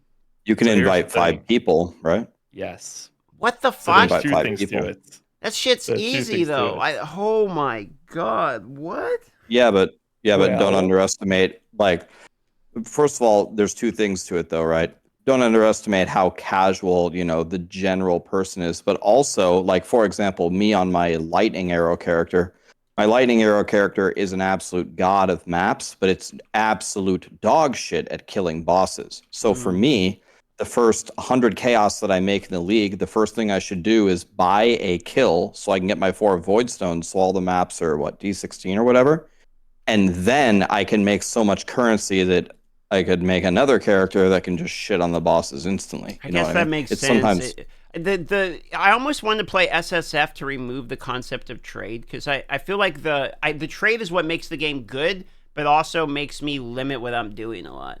Where I feel like, okay, I'm just going to figure out the way to make the most money, and then go buy the build I want, and then go kill the things I want to do. Like it reminds me a lot of Iron Man from RuneScape, which is like once you're like, oh, I really like this game, like you almost want to make an Iron Man to experience the game sort of as intended. Yeah, I mean, yeah, it's like what we were talking about earlier. I think the SSF experience is just a completely different game than trade, where you can just farm one single thing. Like you could do boss carries and make $1 million, and you could never experience anything else and get everything that you need, but you wouldn't learn how does this currency actually work in crafting? How would you do this particular thing if you didn't just buy it from somebody else? It's kind of fascinating, actually, how different it would be. It's extremely different. So you, Medium, and Pox, we did in one of the events, the end of last league. Yes, we did a 3-man. Yeah, we did a 3-man playthrough, and it was the most most fun I've ever had playing through the early stages of the acts. And we went so slow. It was like literally Diablo 4 Necromancer wheelchair slow. It was terrible. It was terrible. But I had so much fun. And we talked about that, and that's what I've done this league to some degree. Normally, I push a stupid amount of currency, and then I make a character worth tons of currency, and I go kill bosses in half a second, all those things. I haven't done that. That's why I'm on board with this idea that both of our builds together are still worth less than his bow right now. So, I don't know how much I have. 500-600 divines or something? And I put maybe 30 in my build in tops, something like that. And I'm still playing with it. They're like, I can upgrade it to so much if I wanted to, but I'm not doing it. I don't even know what to do with the wealth. But that kind of sums up to get to the point that I'm trying to make, is the idea of how to play the game is to play and to make sure you have fun, right? And I'm having a lot of fun doing this low budget into medium budget is what I'm trying to achieve with the builds. And then when I'm done with that, I see no point in why I would do the high budget versions again. Wait, I'm sorry if I missed this, but so did you say you have 600 divines, but you didn't invest them in your character, playing like these mid-tier characters? But do you explain why you're doing that? Like what? Like why? Why don't you spend the money? Am I missing something? Should I not be spending my divines? So it kind of depends on what you're trying to achieve, right? So what I usually say is that the less currency you have in your stash, the more currency you have. That doesn't make much sense, but no, that makes perfect sense. We had a big, well, go ahead and explain it, but we had a big conversation about that yesterday. Go on. Yeah, it's like the inflation, right? It's just economy 101. So what I do is I get 100, 200 divines out of my profit crafting. The first thing I do is I flip most of it over to Chaos Orbs, because most of the things I purchase to craft these things, people charge Chaos for it. So I flip over 10, 15, 20,000 Chaos, and then I spend the entire day dumping those Chaos down to 0, and then I'm broke, basically. And then the day after, the sales comes in, and then I have 2, 3, 4 times that currency, and rinse, repeat the process. So I never have to care about the currency I drop when I'm playing the game. So I can literally do whatever I want, as long as I'm having fun. And what I'm doing now is I'm going through different new builds with the transfigure gems, just do them in low budget, medium budgets, and then when I have a stupid amount of currency, then I do some mirror crafts. However, this is the second league in the past 5 years, 6 years, 5 years, I think it is, that I've been beaten on crafting the best minion helmet of the league. There's a guy who finished it already, and I haven't even started. Is it like, so now I don't even know what to do with the currency. He's mathematically built the best one? You can't somehow make yours better? In the league, no. It is 100% the best one available. You cannot make it better. And it's beautiful. You can tie him, though, at least. So yeah, but there's no point in doing that. Another thing, similar topic that people were explaining to me about the concept of inflation. Like, unless you're doing like a bunch of trades as they happen, if you're building currency, they said like one of the worst things that you can do is just be sitting on a bunch of chaos orbs and divine orbs, because there are very high value items that you can purchase, which you can pretty much guarantee will appreciate, like a mirror shard. So once you like, if you're gonna make like they're explaining like if you're gonna make like a major purchase, like you want to buy a 200 divine bow. Well, or you want to buy a headhunter or something, when you make 20 divine, what you should do is buy a mirror shard or two or whatever, however you can buy, or buy the doctor cards, which give you a headhunter after like 8 of them or something. And that is a much better way for your currency to hold its value than just sitting there on the raw currency. Do you agree with that, GHAZZY? Because that's what we were talking about yesterday. Well, both yes and no. It kind of depends on what you're doing to generate the initial currency. So I guess to give a full rundown of it would be that any upgrade you put on your character, if that is not going to generate more profit to you reasonably fast for that investment, then it's not going to be a good investment to do. Then that's a waste of currency. So what I do on League Starts is that I use the softcore mentality of my defenses is 6 portals. And then as long as I am able to finish my map progression, then my character is perfectly fine. And if I'm not able to finish the map, I have to upgrade something. And then every currency orb I gets invested in items that I know for certain is going to get increased, not in value, because it's the same value. And that's something you have to keep in mind. Like, it's the same value. It's just that it's a higher quantity of chaos orbs, because everything comes down to chaos and divine as a baseline currency orbs, right? That everything's dictated around. But some things like mirror shards, doctor cards, or mirror shards and doctor cards, apothecaries, House of Mirrors are great. Mirrors, Calandra is phenomenal for if that matters. Well, those are things that are historically, for many years, are always going to go up in price, right? And investing into those means that if you can afford one and you have no need or feel a requirement to upgrade your character with that currency, then yeah, you should absolutely buy it. Because if you sell it 2-3 days later, that's going to be worth more currency. But if you had that currency sitting in your stash tab, then you can buy less with that later because of inflation. But if you bought that apothecary, you bought that mirror shard, when you finally want to spend that currency, you just sell it. So that's why most people that generate stupid amounts of currency, they focus on literally just buying mirrors because they will always go up in price. But there are other things in the League Start that works perfectly fine for that as well. Something I like to do is crafting +2 Minion ones. They require 4-socket resonators. Buying 4-socket resonators on the first day of a league is like 5 or 6 chaos. Right now, they're going for 35 or 40 chaos. So if I bought them on the day 1, sell them a week later, and they're worth 5 times as much. Like, it's just easy investment. I make my currency work for me. But you talked about bulk selling earlier, where you mentioned it. That's something to keep in mind as well. Because, I mean, what I usually say is that if you take your regular, usual basement dwelling Redditor, who for some reason wants to purchase 1,000 sex dolls, he would reach out to a bunch of companies and say, hey, I want to buy your sex dolls. I want 1,000 of them. God knows why. And these companies would then provide him with an offer saying, hey, we can do it for this price, going through manufacturing costs and shipping, all that jazz. And then he would take the best offer. Obviously, if they're all the same quality, he would take the one that gives the cheapest price. In PoE, this doesn't happen. PoE, if you want to buy 1,000 essences, you do not whisper 1,000 people. Fuck that. You whisper one guy that has 1,000 essences, and you will pay 2, 3, 4, 5 times as much currency per essence because you don't have to whisper 1,000 people to get them. So you pay a premium for that. So what people do is they buy these crafting materials in single pieces, and then they sell in a bulk. That's also an investment they can do. So me buying 4-socket resonators for 5 chaos, 6 chaos a piece, early single prices. If I decide, hey, I don't want to craft with these, I want to sell them, I don't sell them one by one. I sell them for bulk. Instead of 35C, they're now worth 40, 50, 60 chaos each instead. This is the problem I'm having with boss fragments. Like, I wanted to buy the boss fragments, but it takes 4 fragments, so I have to go around and collect all different 4 of the fucking fragments. If I try bulk selling, it's literally double the price. I get half as many boss runs.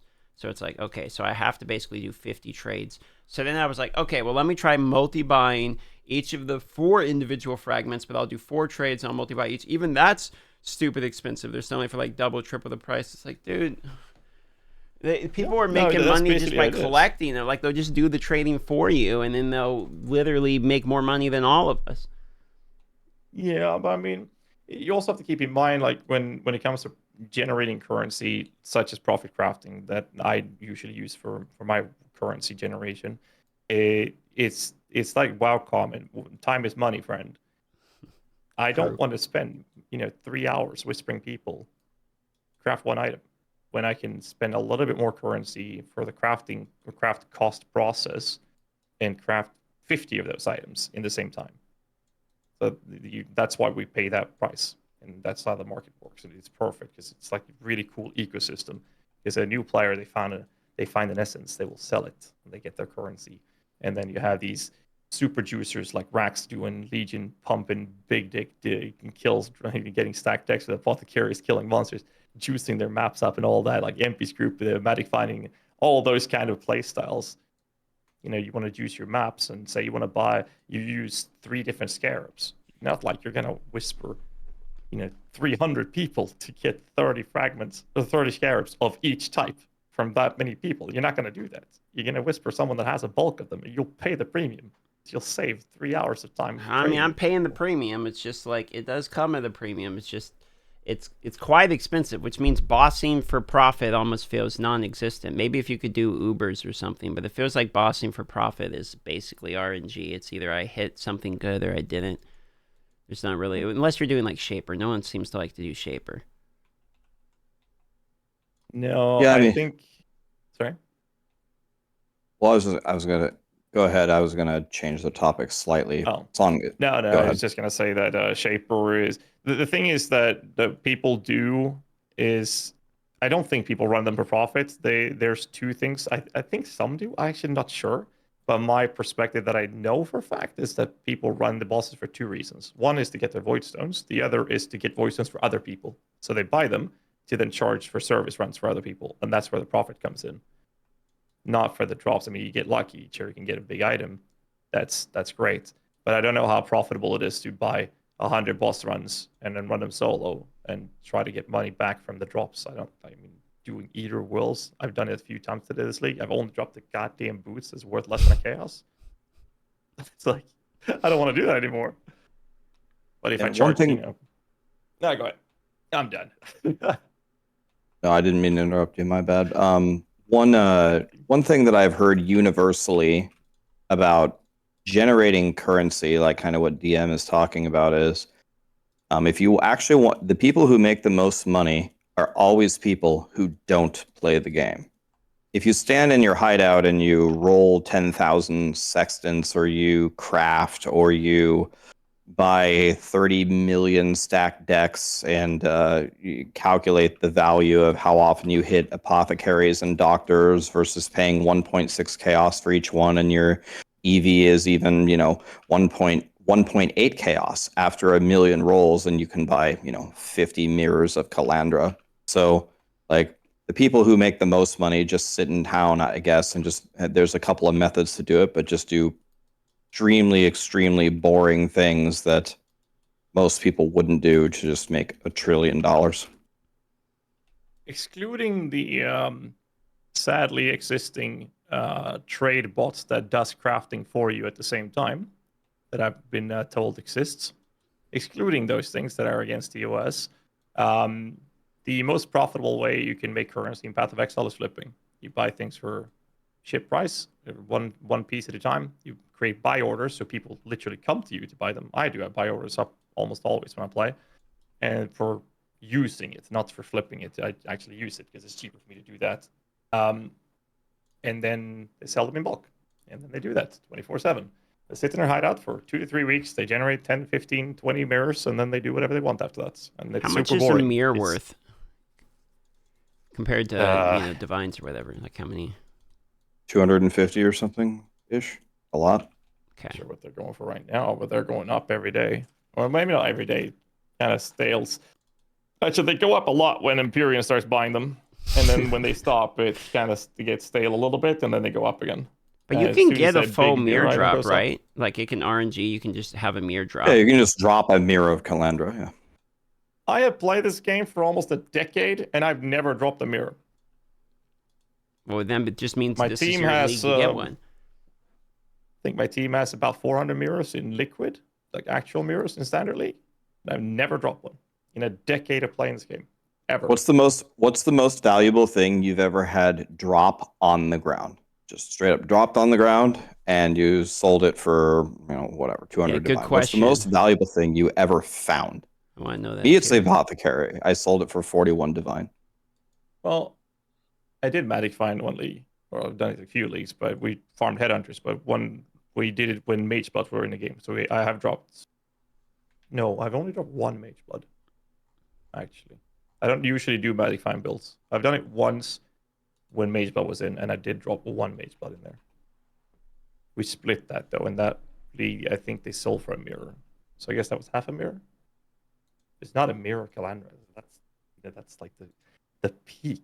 You drop a mirror. At this point, I play the game for a decade. At this point, if I find one, I'm not sure if I'm gonna loot it. Like, I'll probably just let out a big ass sigh. Like, finally happened. I mean, I have one of the team members I have in my team. Him and I, the team and I, the three guys, the main three guys, we have over 60,000 hours played, and none of us have dropped a mirror. 60,000 hours. Then again, we craft, so a lot of those hours are obviously in the hideouts, but still, that's crazy. Mirrors right now in Affliction is going for 350 D. Oh God, even. Jesus. So they've gone up. Yeah, man, I'm not. Yeah. The best drop I got this league so far was 6 divine. I got the Omen of Connections out of the resource event, like the special new league mechanic or whatever the fuck it's called. It's like the linking thing, right? Yeah, exactly. Guarantees the link. I saw that in one of your YouTube videos, I think. Yeah, I got that for 6, and I was like, "Oh, thank you, Jesus! I needed that shit."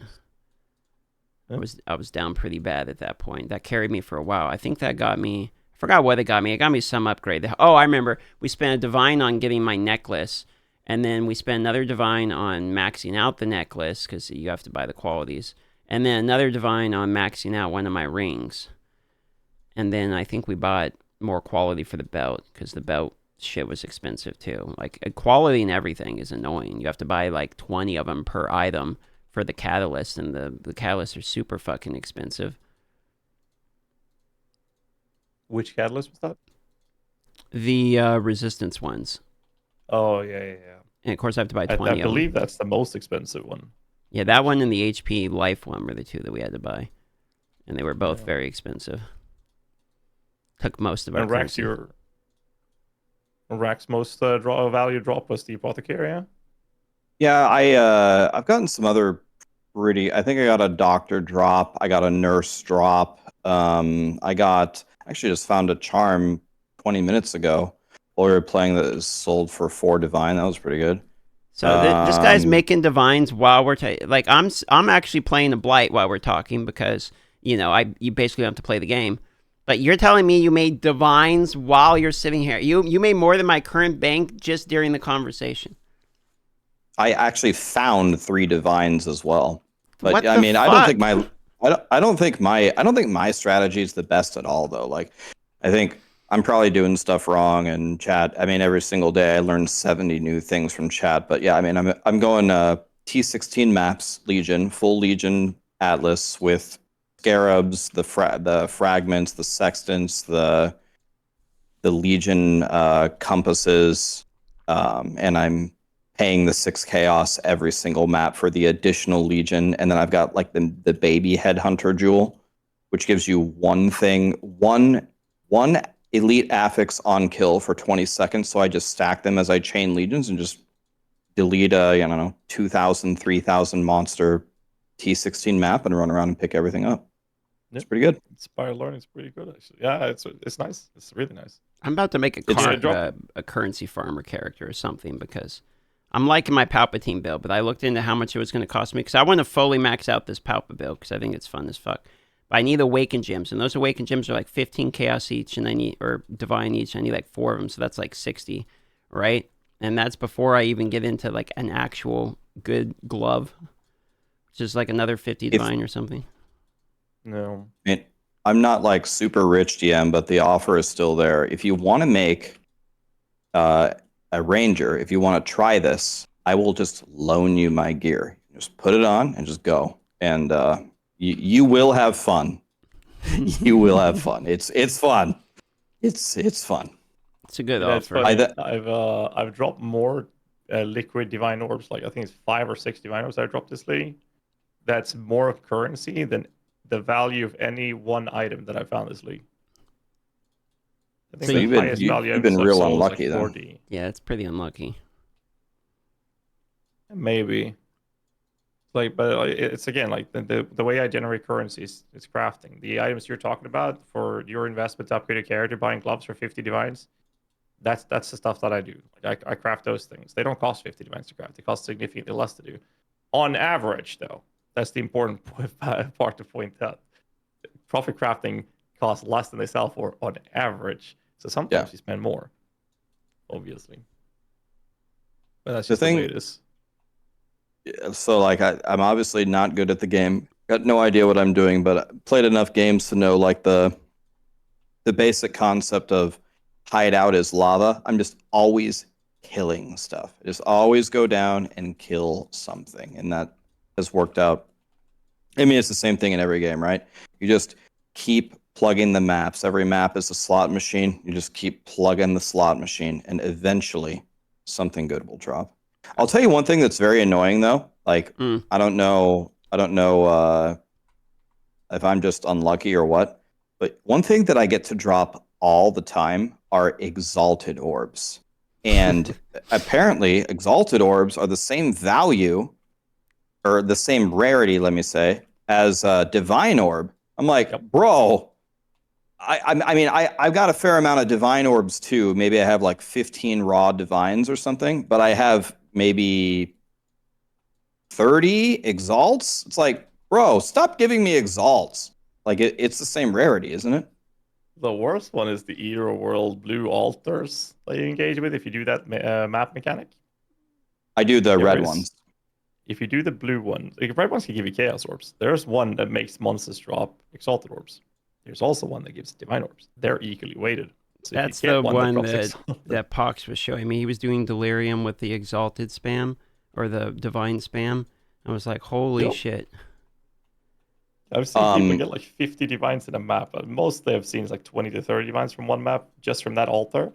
But there's also people that get the exalted one. And they drop like 20, 30, 40 exalted. That could have been divines. I just got Moxie.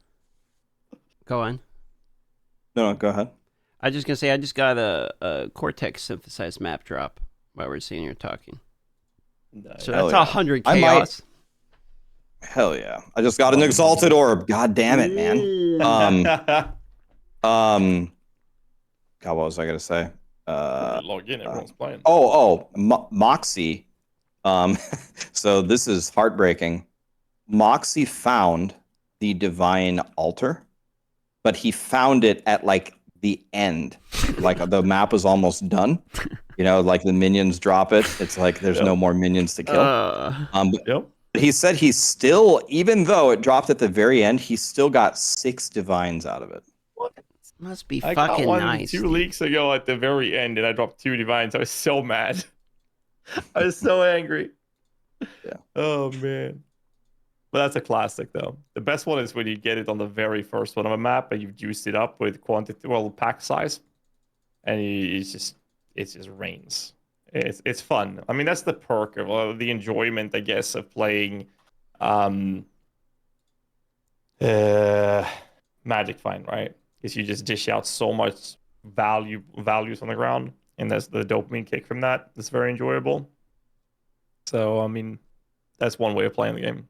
There's all boils. Sorry, go ahead. I was just gonna say, from what I hear, people keep telling me to make a boss rushing atlas. There is a way in which you can profit by farming bosses, right? Where you sort of make a bossing build. That's sort of what I'm thinking about changing this build into. Cause, right, I'm thinking about dropping Blight and just going boss farm arena, if that's an actual thing. There's quite a few different strategies. I know one. I have a few guys myself up for Atlas farming strategies, and I know one of them is invitation farming. Essentially, what you do is you set up your map. Basically, what you do is you're just boss rushing the map boss.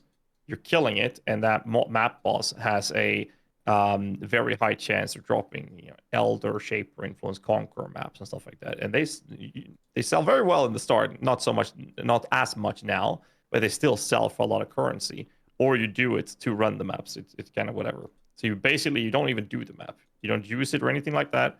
You pop it, white, run to the boss or whatever you want to. Actually, you do Alchemy Go actually. So you run it into the boss, kill the boss, loot the maps, get out, pop the next one, go again. Just rinse, repeat that entire process consistently. That's all you do. And you just drop so many maps. And that includes things like the rewrite the memory maps, including Cortex, for example. You can farm that from doing that strategy as well. And it's profitable. It's profitable because of Maven splinters, or where's the profit mechanic coming from?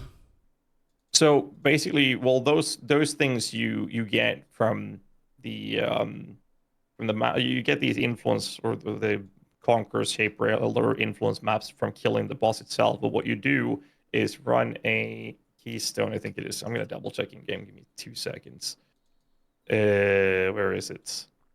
Is it Grand Design? No, can't find it. Destructive Play. It's the Maven one. Okay.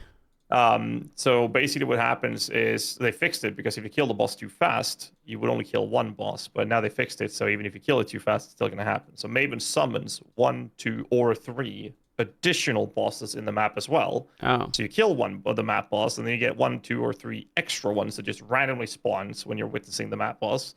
And do you get the rewards for those also? Like the extra you get boss? the witness for them as well, right? You get the witness for them, So but you also get the rewards as if those bosses have been killed too?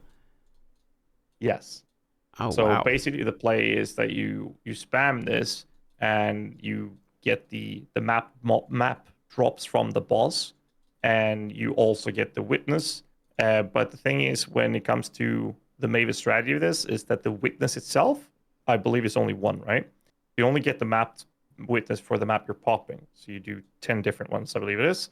And then you get these 1, 2, 3 additional bosses that drops map boss loot, which is the map drops, like the Conquered Conquerors. There's another one called Vivid Memories that drops. It's an increased chance for synthesis maps from dropping from the final map boss and stuff like that. That for some reason you drop from these things, unless they've changed it. I don't think they have. And that's kind of cool. You just dish out so much loot. It's crazy. And then you do the invitation, the Atlas invitation for the Maven splinters, and then you either run Maven or sell Maven. So that's one way of doing it. And normal Maven's not really worth profiting from, right? From what I hear, it's only Uber Maven. I'm not sure. Actually, I mean, it's RNG, right? I think it's just mostly coming down to services, because it's been proven to be an extremely lucrative strategy, and especially if you're a streamer. I mean, that's streamer proof straight off the bat. People go to TFT, but the problem is that even if you go to TFT, there's no guarantee that you're going to get scammed. They have countermeasures to it, of course, but there's still no guarantee. But if streamers have a little bit more risk to it, if they were to fuck things up. Recently, we saw streamer attacks from Ali, I guess. Not sure if you guys picked up on that. I wasn't really like super informed on PoE, so I couldn't really know what was going on. You know what I mean? I was too ignorant to understand. Yeah, we don't have to dig into that. But streamer proofs is basically that, we have the followers that we have in the audience for subs and all that. They prioritize doing the service from us, and they would go into TFT, so it's easier to get traffic generated to making this happen. So there's a lot to it, but most importantly is that there's more to lose for a streamer to join or steal or scam, right? So is that there's actual repercussions? But I mean, is it something like people hate? Like, let's say, because I've had multiple people ask me like, "Hey, can you help me with Uber Elder?" And they offer like 50 chaos or whatever. Like, if I take people up on those offers, I don't want people to start fucking flaming me or something, right? Like, it's not like a bad mannered thing or something that people like don't like. It's just like pretty standard then, because I don't know the etiquette in this. It seems like there's a million goddamn etiquette. One time I joined this guy's trade and I went to his party. And I started the trade first, and people about lost their minds about how bad manners I was. I was like, I didn't even realize that's a thing. My bad. And then I learned. Yeah, well, basically, I think that a lot of streamers just do it for free. I tried that once, and that they've made some changes with the TOS and whatnot. We're not allowed to do giveaways and promote it in a way that would give us viewers for doing giveaways, because then it's gray zone RMT, because we make money from ad revenue, and therefore doing giveaways in game is kind of RMTing, so we're not really allowed to. So if you ever have any questions about that, you should always just reach out to GGG about it. So what I've done in the past is I charge 1 chaos for boss services, and I can recommend not doing that, because then you'll be spending the next 3 weeks of just constantly running bosses. So what I've done instead is I charge 2-3 times more than what everyone else is doing, and then I tell them go to TFT because it's much cheaper than what I would charge. And suddenly, no one wants my service, and I'll be like, yeah, nice, I can play the game. It's awesome. Just play. But no one's gonna give you shit for doing it. Okay. Yeah. Just take the currency. Right. Yeah, I guess it makes sense. You can always verify the prices. Well, now I get why people were whining it, because I didn't realize you could get like scammed and shit. People were just like, I need my keystone. Like, can you help me? And it's like, I don't know what the fuck's going on. You know, there's a million things I understand about this game, so no, but I guess it wouldn't be so bad to help people.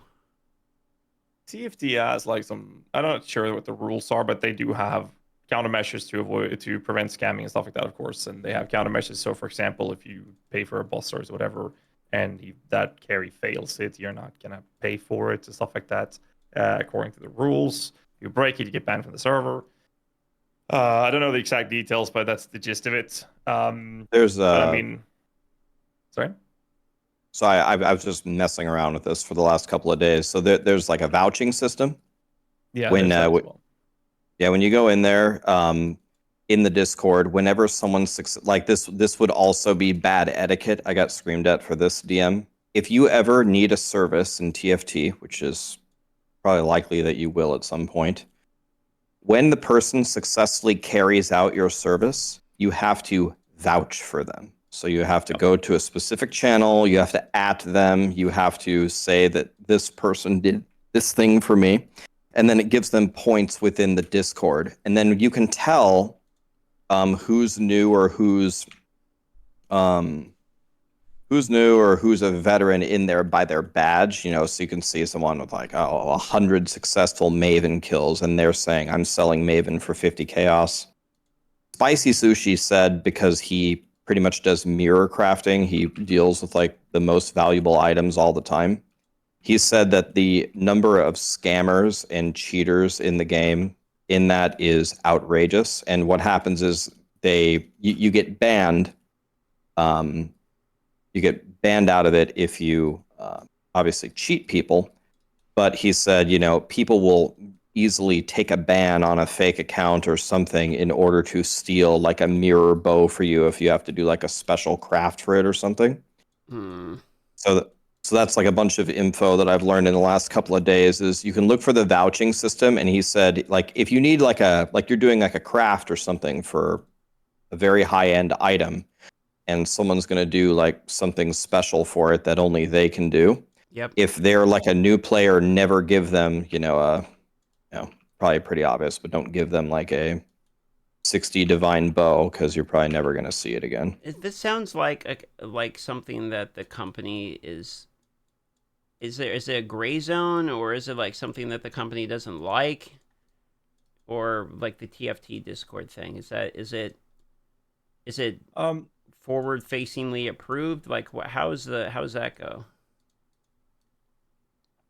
Kind of a touchy subject. Basically, TFT supplies a service that is extremely sought after. Emerged mostly after the Harvest League, with trading crafts, which was horrible, by the way, back then, because you had to give the item to the person to use the craft.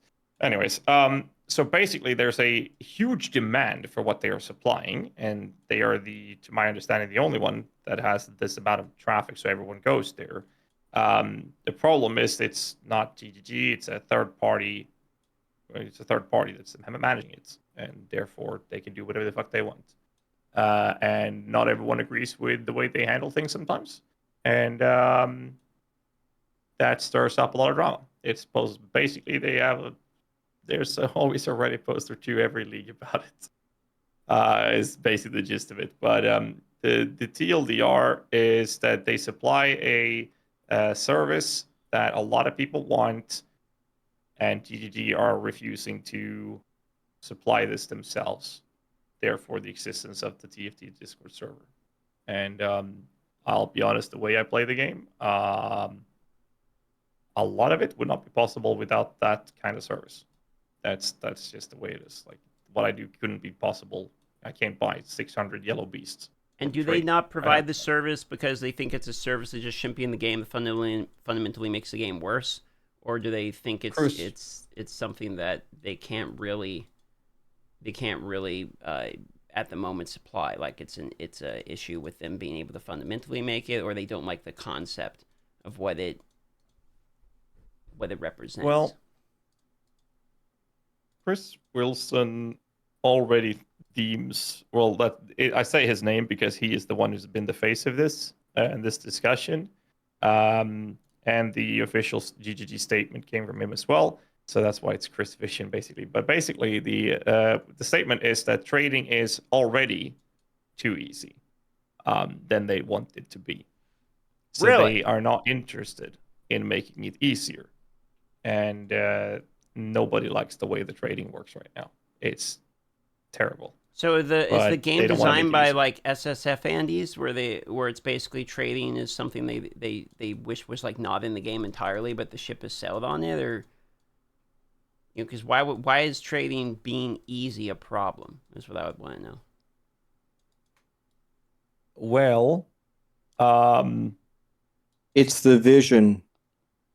The vision is the short answer. Yeah, I think that like, for the most part, the vision of what the game should be that they're trying to make is not always in line with what the player base wants. Therefore, there is now a game mode called Ruthless.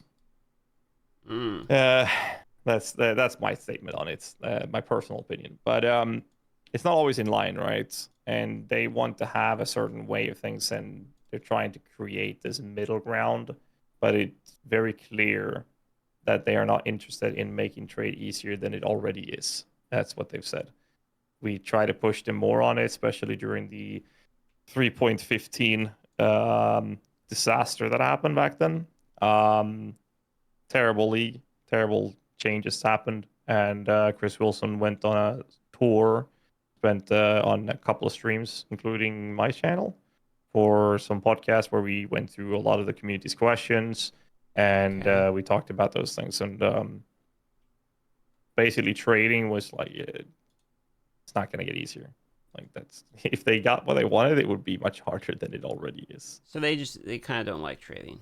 That's what I'm hearing. Then. Yeah, but then again, like to go back to the TFT topic, I think that like the demand that they supply a service for, you have to be very careful when I say that. I am referring to the demand from a very select type of players.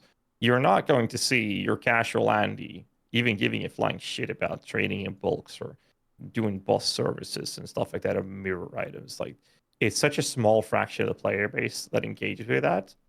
But the casual Andes that do engage with it, they do see benefits from selling things in there, because it's easier to sell things in bulk on the Discord server than it is on the trade site. With certain things like Beast, for example, it's great to sell in there. Orbs is easier to sell as well, for that matter, than it is on the trade site. So there's definitely benefits for the more casual players.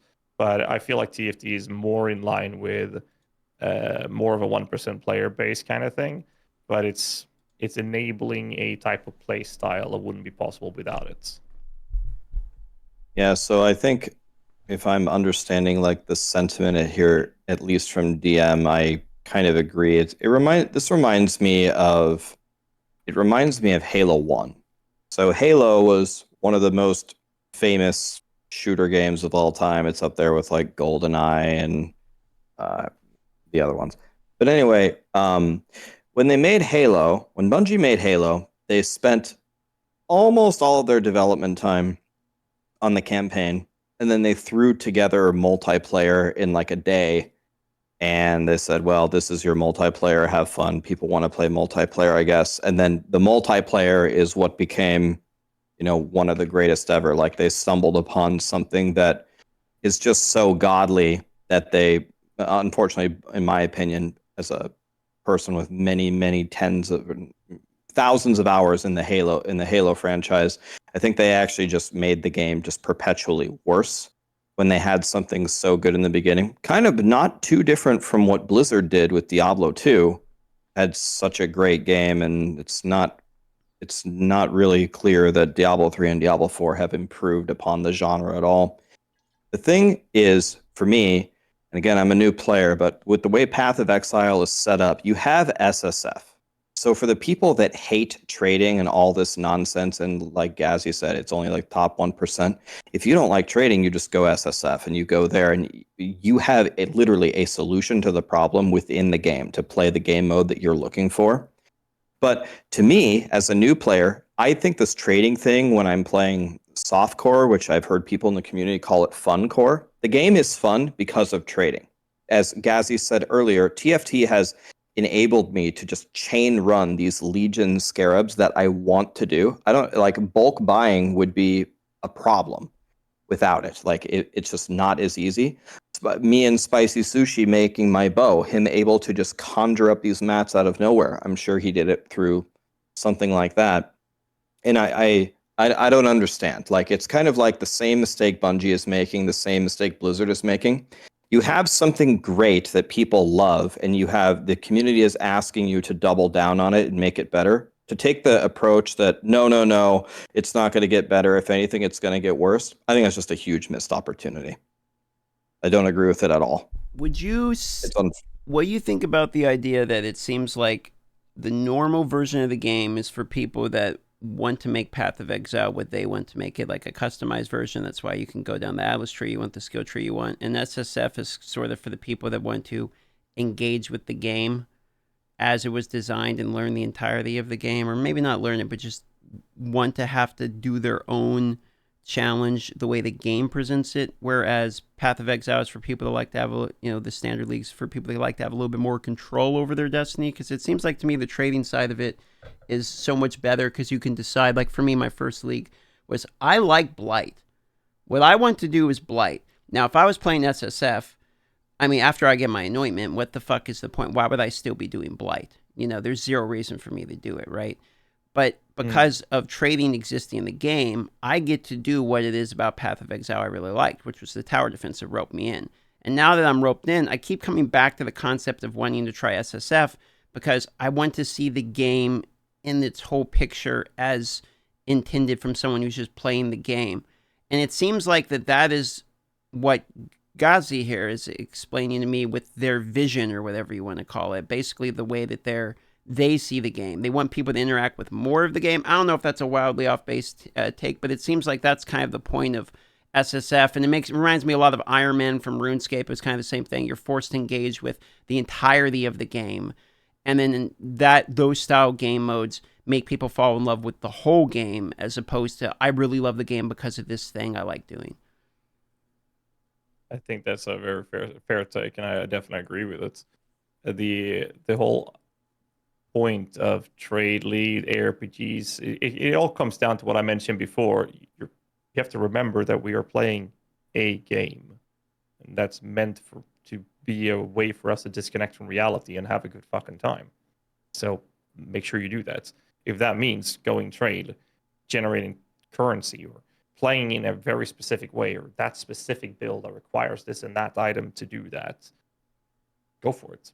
You want to fight bosses, go for it. You want to do Blight, don't do that. You want to do Legion, go for it. I mean, you can choose what you want to do, and that's really good with the introduction of the Atlas tree. So you can disable the league mechanics. So you can engage with the league mechanics that you can disable the league mechanics that you don't like, which is great. It doesn't have to be optimal, but if you're having fun, go for it. But yes, if you want to engage with the game for how it's designed in its entirety, without being in the position of, well, I just want to do this, and the currency I generate from doing that is allowing me to continue doing that, then yes, Soul Self would be the play. But I think that comes down to how people play ARPG games. MMOs and whatnot, that's a different genre. You can't compare that. ARPG games, most people, I would assume, they want to come home from work, they boot up their computer, and they blast some monsters down, like kill some legions, to do some blights, and then they go to bed, go to work, come home, eat some food, blast some monsters for a couple of hours, then go to bed again. That's how most people play games. So it means if that's what they want to do, go for it. Yeah, the thing for me here is, so I'm trying to look at it from all sides, and the side that I can't look at it from is like the super experienced veteran player.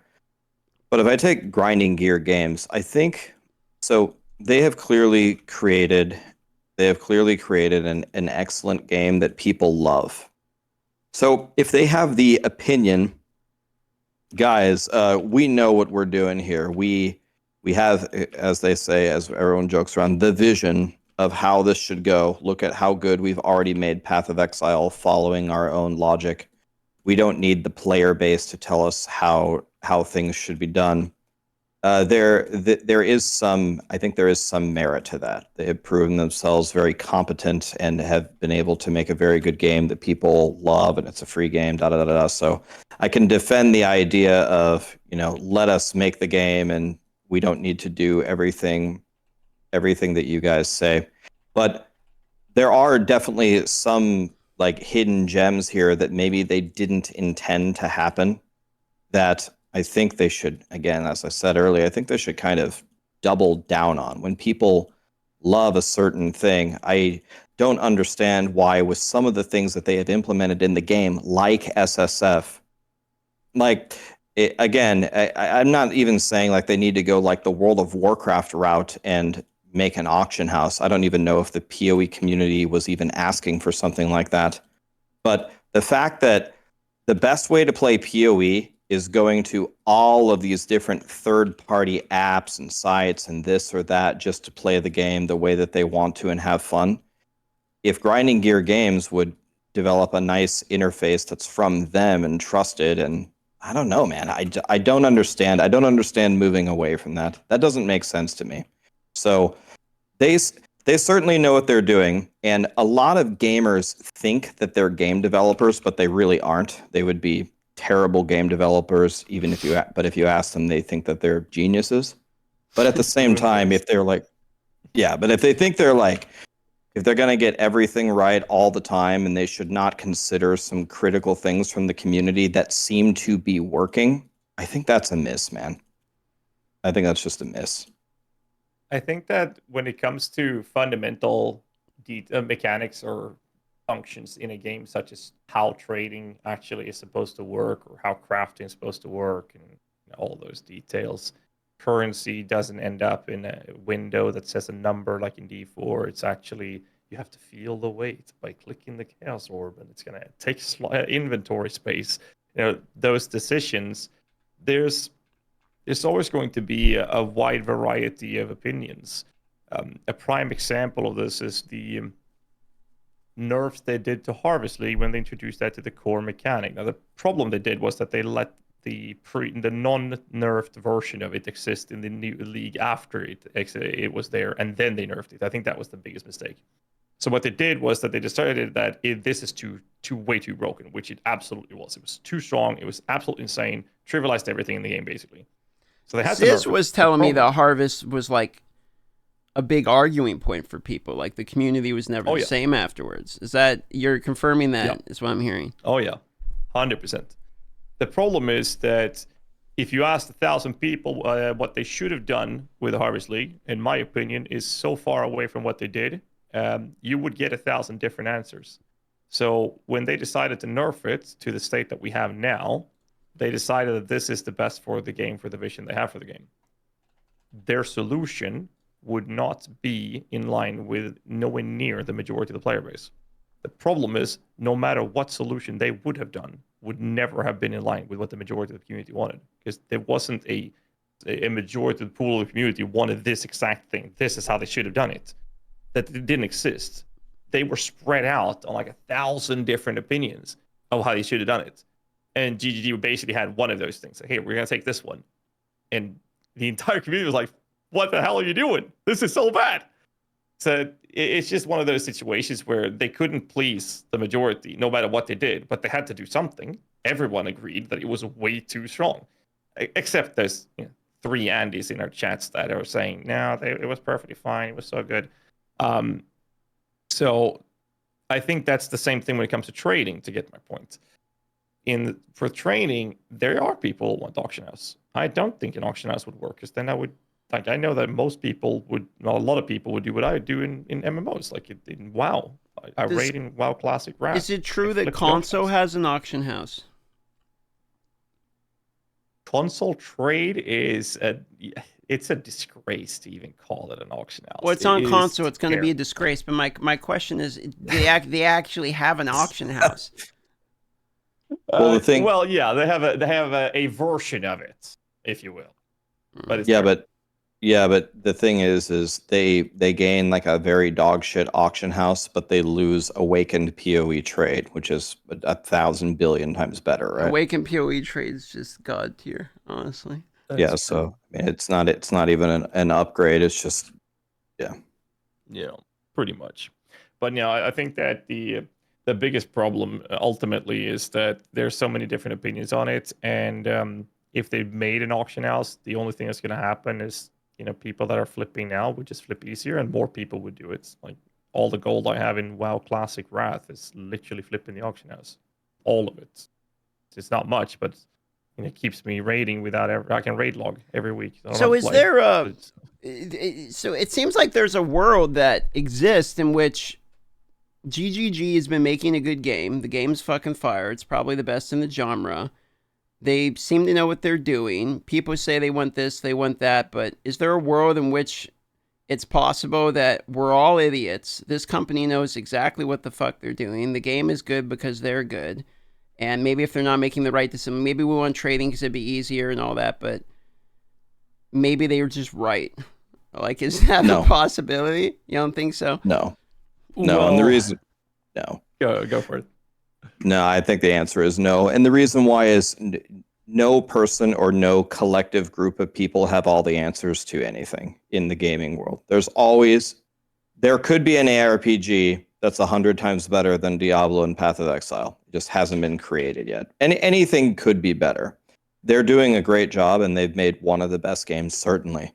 But no, nobody has all the right answers ever. I will never believe that ever. You got to listen to everybody and get ideas from all the brightest minds to come even close to the right answer on anything. Well, then this is a good topic, because maybe it's a little off kilter of the original conversation, but is there a company you would trust implicitly? Can you name any company in the history of gaming that you've played in their peak? I'll even say Blizzard in their peak, whatever. You can pick any company at any timeline you want back in the day and say, this company I would have fully had my trust in. I say, fuck what I think. Just you put the Christmas present under the tree. I'll open it up. I believe in you. Is there any company that would have got your 100%? Yes. And that would be? Blizzard North. Blizzard North. So that was also going to be my answer. I'd go with Blizzard North is probably the best old school. The one, so I'll give you 3 answers. The one that was the best old school, I would say, is Blizzard North. The one that's the greatest of like all time for my whole life, I would say, is the Nintendo. I mean, Mario. Every Mario game is fun. Every Mario racing game is fun. I think now people are not everyone's gonna agree on this, but the gaming company that I have the most faith with now is Riot. I'd say Riot is probably like I'm hoping, like, if I were to guess what's going to be the best game in 5 years, is it going to be Diablo 4 with 3 expansions, Path of Exile 2, or the new Riot MMO? I would guess the Riot MMO. I mean, they're 2 for 2. They took MOBAs and shooters pretty well. If they can do an MMO, then I mean they got the trifecta. It's not a bad call. They made League of Legends. They made Valorant. I think they make Team Fight Tactics. Well, I mean, they're the whole "we're going dark" meme, where they're like, "We're gonna go dark, and we'll be back with like a fighter, a shooter, an MMO, like a card game." To be honest, their card game was mid, but I actually think this is a good take. I like the Riot call. How about you, GHAZZY? You said Blizzard North, but do you have any other call outs? I can't speak for Riot because I'm a Dota player. I play the best MOBA. I don't do shit MOBAs. And I haven't tried Valorant, so I can't speak for that. So I can't say anything about Riot. I think GGG has shown a lot of promise to be in line with Blizzard North, but then 3.15 happened. Oh, and then 3.19 happened. so I mean, I think that GGG was in line with Blizzard North when the company was smaller, and now it's become a little bit more corporate, which is not a bad thing. The game is growing. It's a lot of things that are becoming better. Getting corporate is almost always a bad thing. Oh, like almost always. Well, there's a lot of benefits to it as well, but it does bring some bad things as well, and that's where it goes away from this whole picture that we're talking about. Pledging your life to the company kind of approach. Which is why Blizzard North is high up there. But yeah, I would say that I wouldn't have played the same game for a decade if I didn't consider that to be worth my time.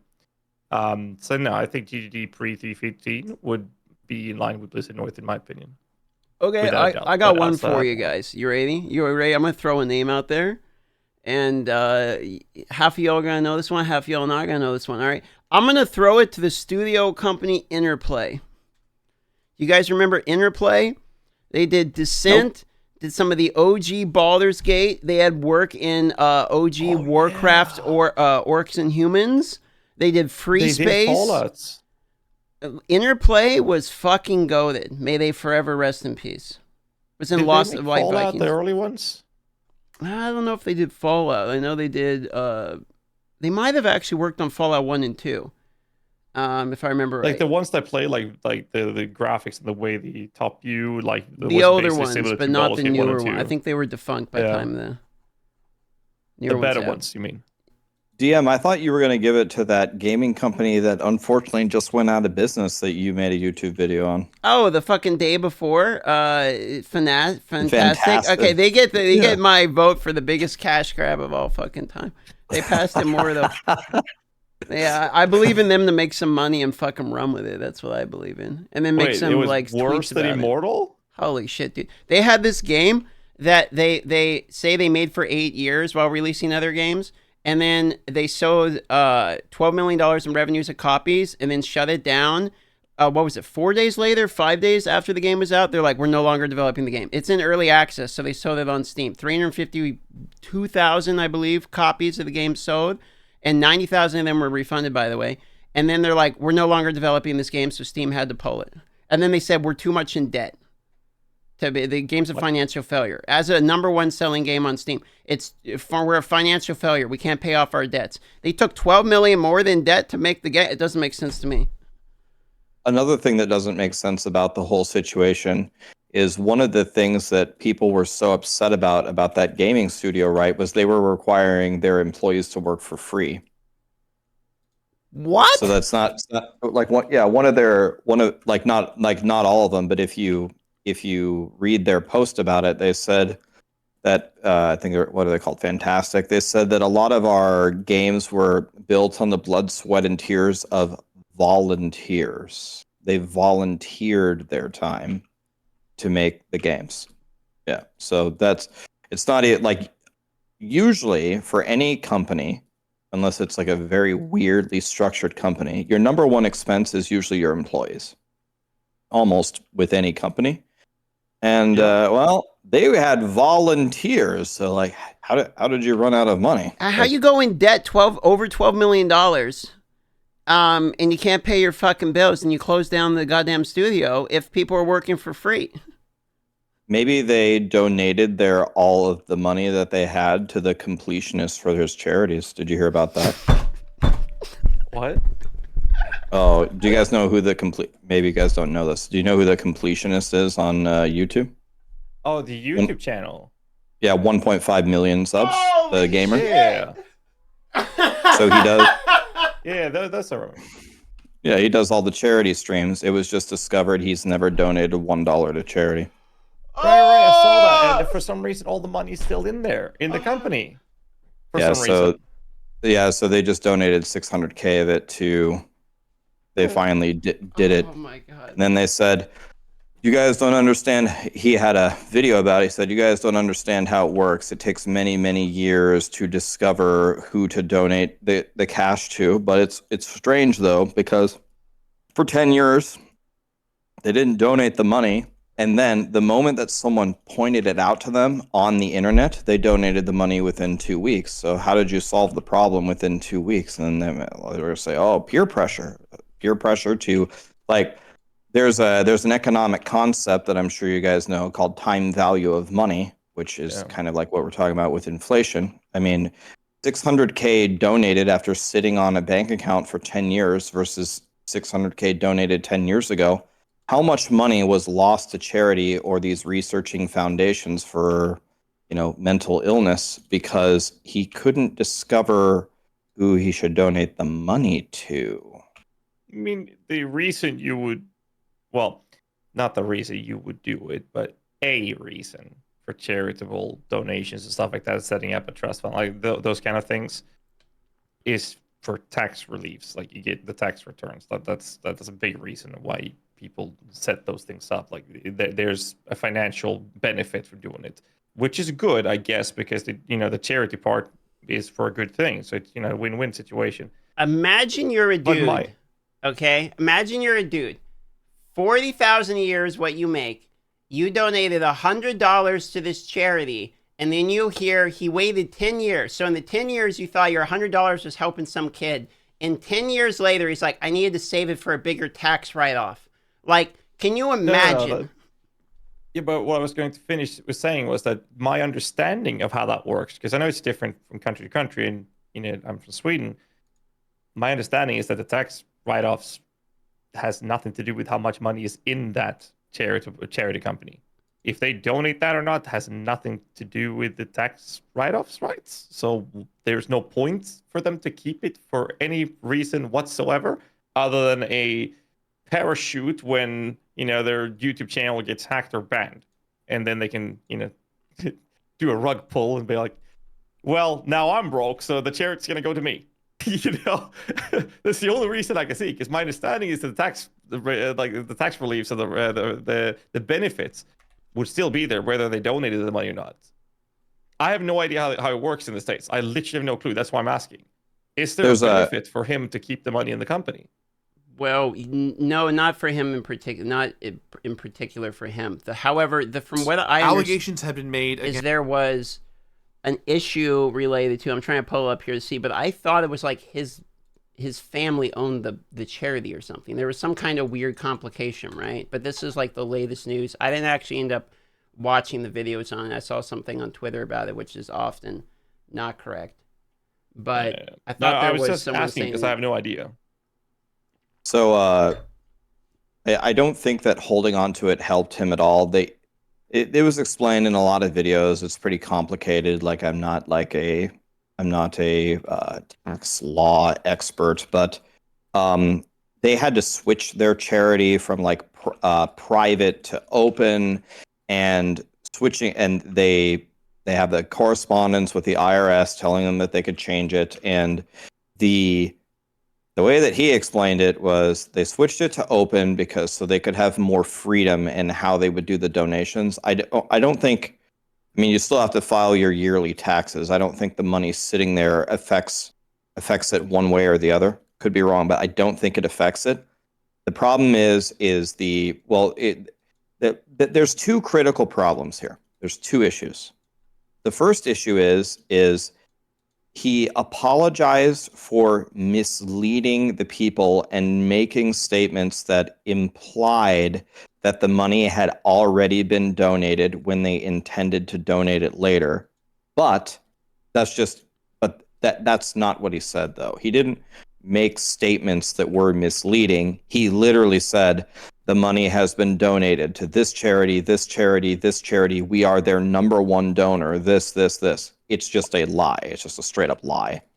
And the other thing is the time value of money. So the concept that DM pointed out is what has people outraged. People really like believed in this charity, believed in this cause. They, they work 9 to 5, and when they did the big events, they donate $100 of their dollars. This is significant money to them, but it makes them feel good to be a part of the cause. And they're helping making change, and they're being a good citizen. Everything feels good. And then the time value of money, $600K sitting in a bank account doing nothing for 10 years is detrimental to the people that you would have donated it to them, because depreciates 4% per year. You take 1.04 to the 10th power, and you lost tens of thousands of dollars. Tens of thousands of dollars have been flushed down the toilet because of his inaction. And then in the defense there is, well, we don't exactly know who to donate it to because there's administrative costs and not all the money goes to people. It's like, bro, if you didn't have this shit figured out and you actually tell people you're donating the money when you never did, that's I don't know, borderline criminal in my opinion. Yeah, like I don't want to say too much since I've not read up on it. I've only heard it briefly, and like I was asking before about the tax write because I have no idea how that works. That's why I was curious about it. But I don't know what else to say. I mean, obviously from what you told me now, it sounds like a fucking scam. It sounds like Logan Paul, bullshittery going on. It's bad, man. It's not good. It's the victims are the people who donated, and the victims are the mental health research that could have been done. It's too bad. But the money has been donated, so 600K was donated, so that's something. That's kind of crazy. On another topic, though, something I've been bugging me a lot that you mentioned earlier. We should probably go back to PoE though, but I do have to ask, since you did brought it up. You brought up Halo before. I just want to know which of the Halo you consider to be the best, since you said they made it worse and worse. I mean, the best Halo is definitely Halo 1, definitely, by far. I mean that's it. That's the end of it. It's got the best maps, got the best guns. It's probably the most skillful Halo. Like in Halo 1, I'll tell you something. Okay, so I went to a lot of the local tournaments, national tournaments. I followed the pro scene for a decade. I know Halo. I know this game. In Halo 1, it's the most skillful Halo. And the way you can tell that is when people were playing at ML, they're going to the Major League Gamings, they're going to the national championships. They had all these different teams. One time, the 4 best Halo 1 players just decided to team together. They were all on different teams. They had been on with a long time. Every national championship was close. They actually put all the best players on one team, and then they absolutely obliterated everybody. It wasn't even close. So you can literally put 4 people that haven't really played together, don't really have team synergy, and they just win. It's just a skill game. Halo 2 and Halo 3, it perpetually went away from that.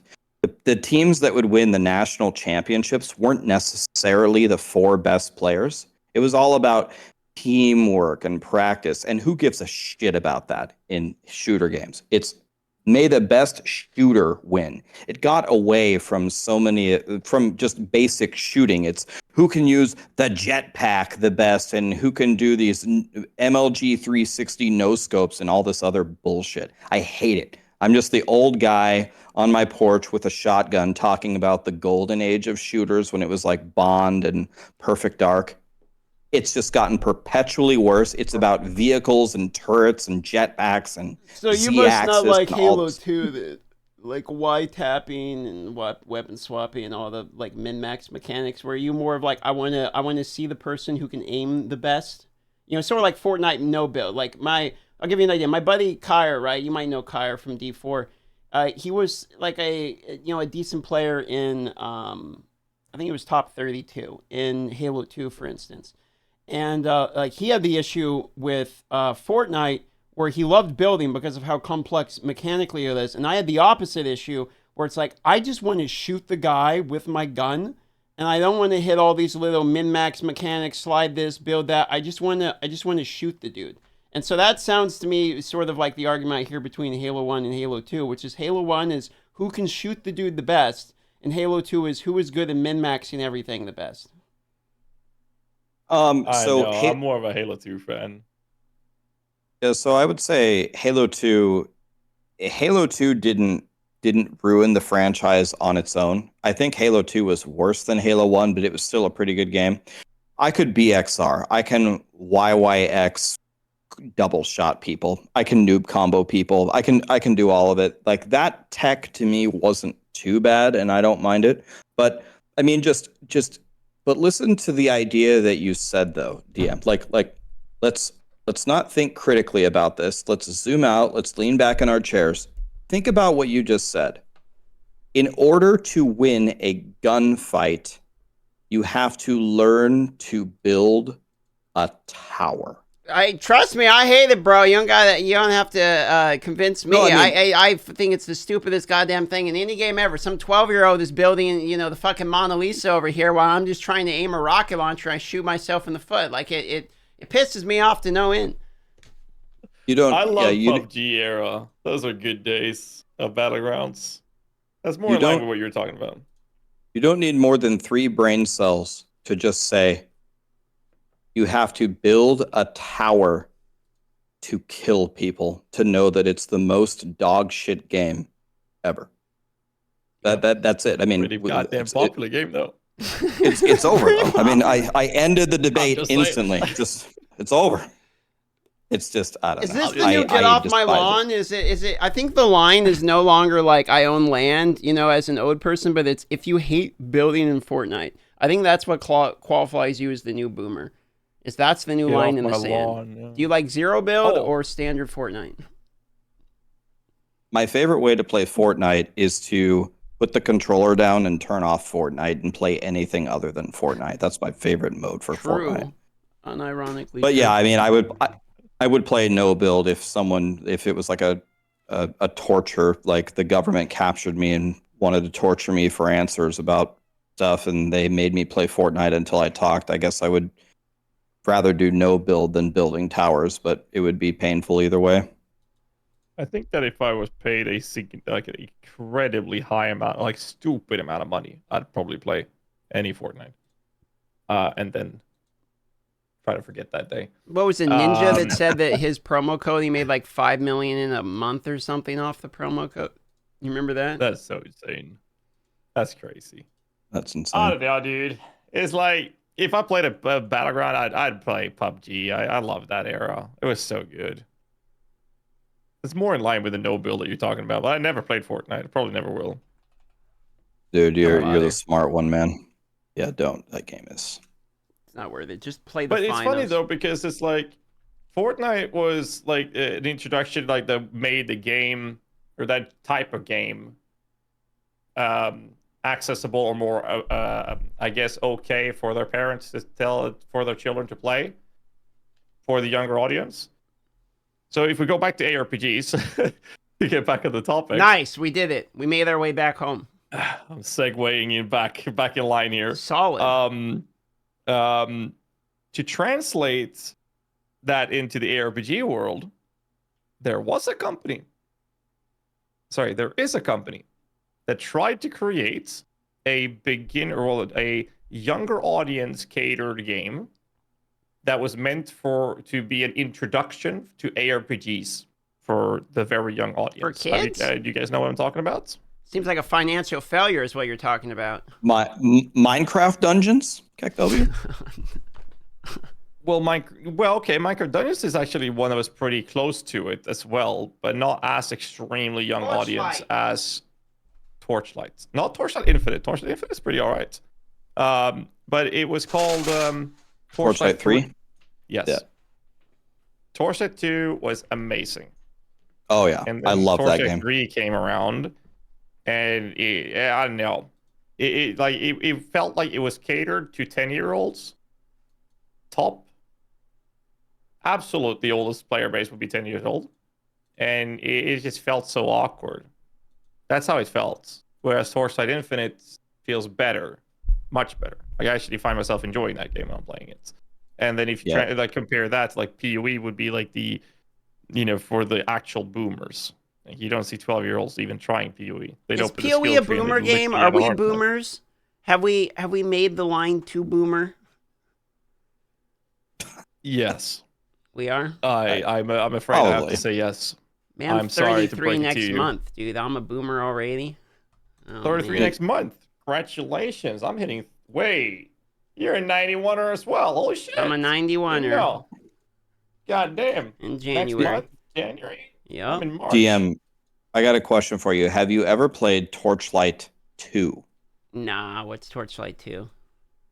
I know that you're like on a kick sometimes in the downtime to try like famous games that you haven't tried yet, right? Yep. Try Torchlight 2. That game was godly. It's like probably not as good as Diablo 2, but it's fantastic.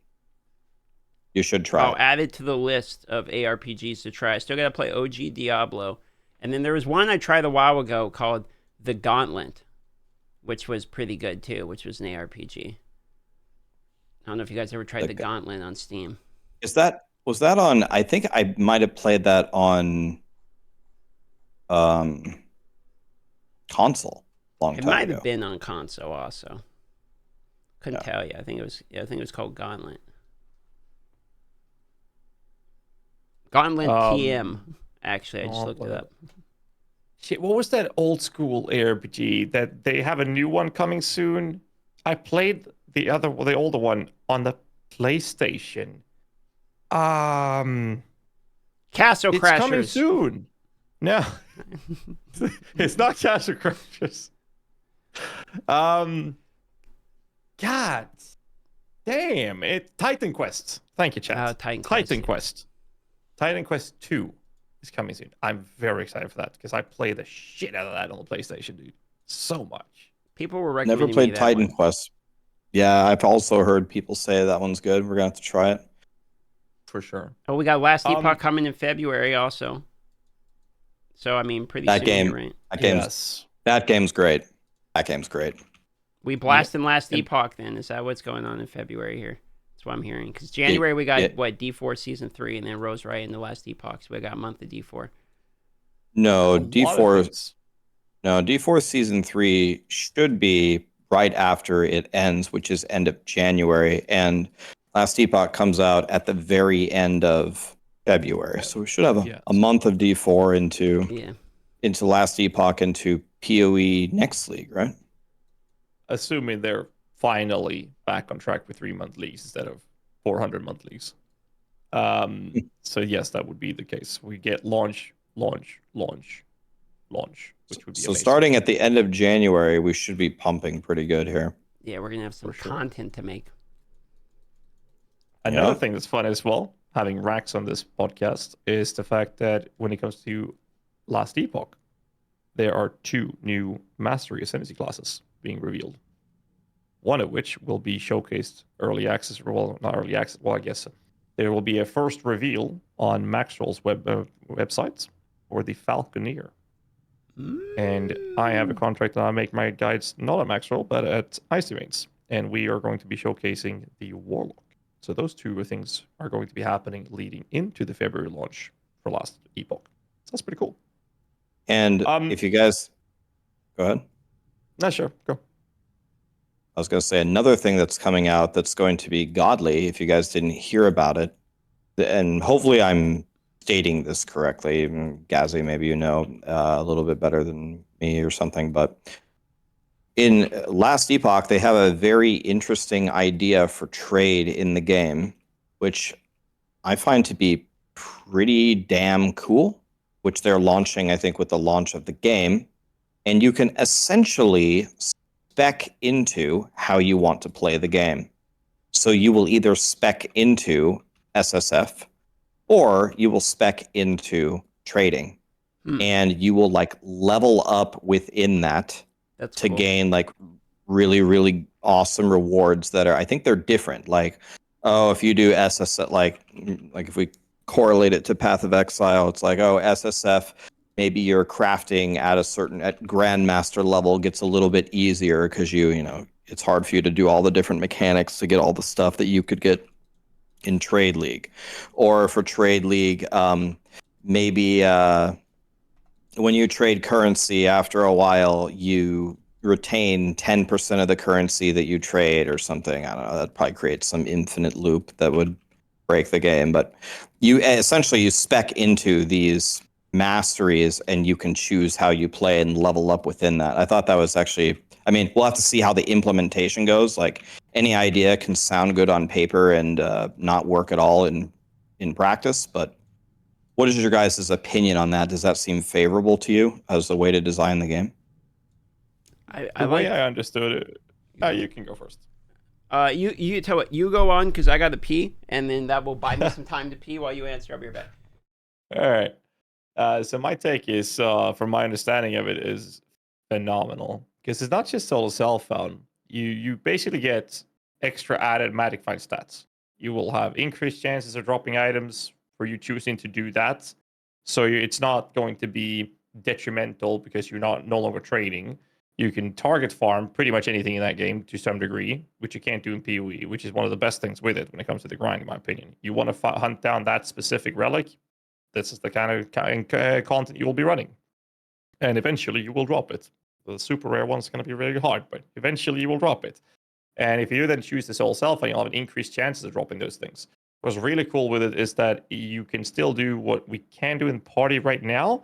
You can play this solo self found, but be party self found or party found as well. So you can have other people playing with you, is my understanding. So if you're multiplaying it and you drop items together with them in a party at that time, you can trade the items between one another that you guys drop. That was my understanding of it. And the trade one would be, again, to my understanding, the same drop rates that we have in the game right now, but you would be able to trade it. And when you switch between them, you can't equip gear that you have traded, or vice versa. That's my understanding of it. And I think that system is absolutely phenomenal. It's fantastic. And then another thing that you can do, which is kind of reminds me of like the corrupted system of PoE, which is not something I fully understand yet, but essentially when you corrupt items, you can't really mess with them, but then you can mess with them with all these like crazy mechanics. Well, when you're going through Last Epoch, you can't like trade everything, right? Like when you start to get like these legendaries or these uniques with legendary potential, and you get that, and then you make them even juicier by slamming other legendaries into them and make these godly items. As I understand it, currently these items are not tradable, but actually you can level up so far into the trade league mechanic that it would enable you to trade legendaries and the uniques and stuff. So they're actually like going the route where if you choose to really trade and, I don't know, level up enough within it that you can actually trade maybe not everything in the game, but actually item tiers and classes that are in the base game not tradable. So that's kind of like a crazy idea. Yeah. It's just making me want to play SSF and Path of Exile, though, this conversation. It's making me want to try it. Log in. Well, the difference is in PoE, you can't target farm everything. You can target farm everything in Last Epoch. Some things are literally on a loot table from the boss in certain zones that you grind your maps in. And some are found, or not deterministically, but you have a higher probability by finding nodes that are exclusive for different zones. For example, one zone has a node in the web, a map, if you will, that has a chance for you to drop either a unique or a set item of a specific item slot. So if you're looking for a very specific unique item or a set item, you will farm that area. And every time you find that map, you will run that and you will have a higher chance of finding that specific item that you're trying to get. If you want to get, say, the Covenant in PoE, how do you farm that? Well, you're going to have to chance orb Spider Silk Robes. That's what you do. There are some div cards for some of these items, that you can farm in some areas, but not for everything. There's quite a few items that are build enabling in PoE that you're unable to directly target farm, which is detrimental for the idea of solo self-found for those specific builds, right? But in Last Epoch, that's very different. Anything you want to get, you can farm for, and you will eventually drop it. So add to piggyback on GHAZZY's point here of being able to farm everything.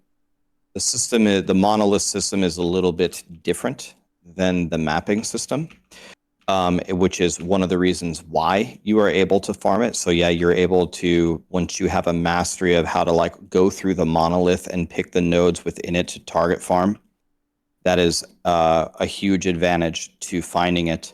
But another thing that I love about how they have set up the monoliths is, so it's kind of hard to explain, but there's essentially you go down different paths to find these items. And so if you're like, let's say you're going down the dragon path and you're like really juicing the dragon path because you got to find your sword for your build. Chasing the and dragon, perhaps. Yes. You're chasing after him, and then you finally you spend all of your time there, and you actually level up that path. So it's kind of like leveling up in maps, but instead of like going 1 to T16, there's like 8 paths, and you're leveling up the dragon path currently to find your sword because you actually absolutely have to have it to play your build. The cool thing that they've done is they've given like a catch-up mechanic where I don't know what it's called. What's called corruption? Is that what it's called? Yeah. Where you build. Okay, so you build corruption within a monolith, which gives you better and better loot. They already built in a catch-up mechanic where when you go to farm your second thing, you're going to go fight the eagle path now to find your shield. You can level up the eagle path to the level of the dragon path much quicker than you had freshly started.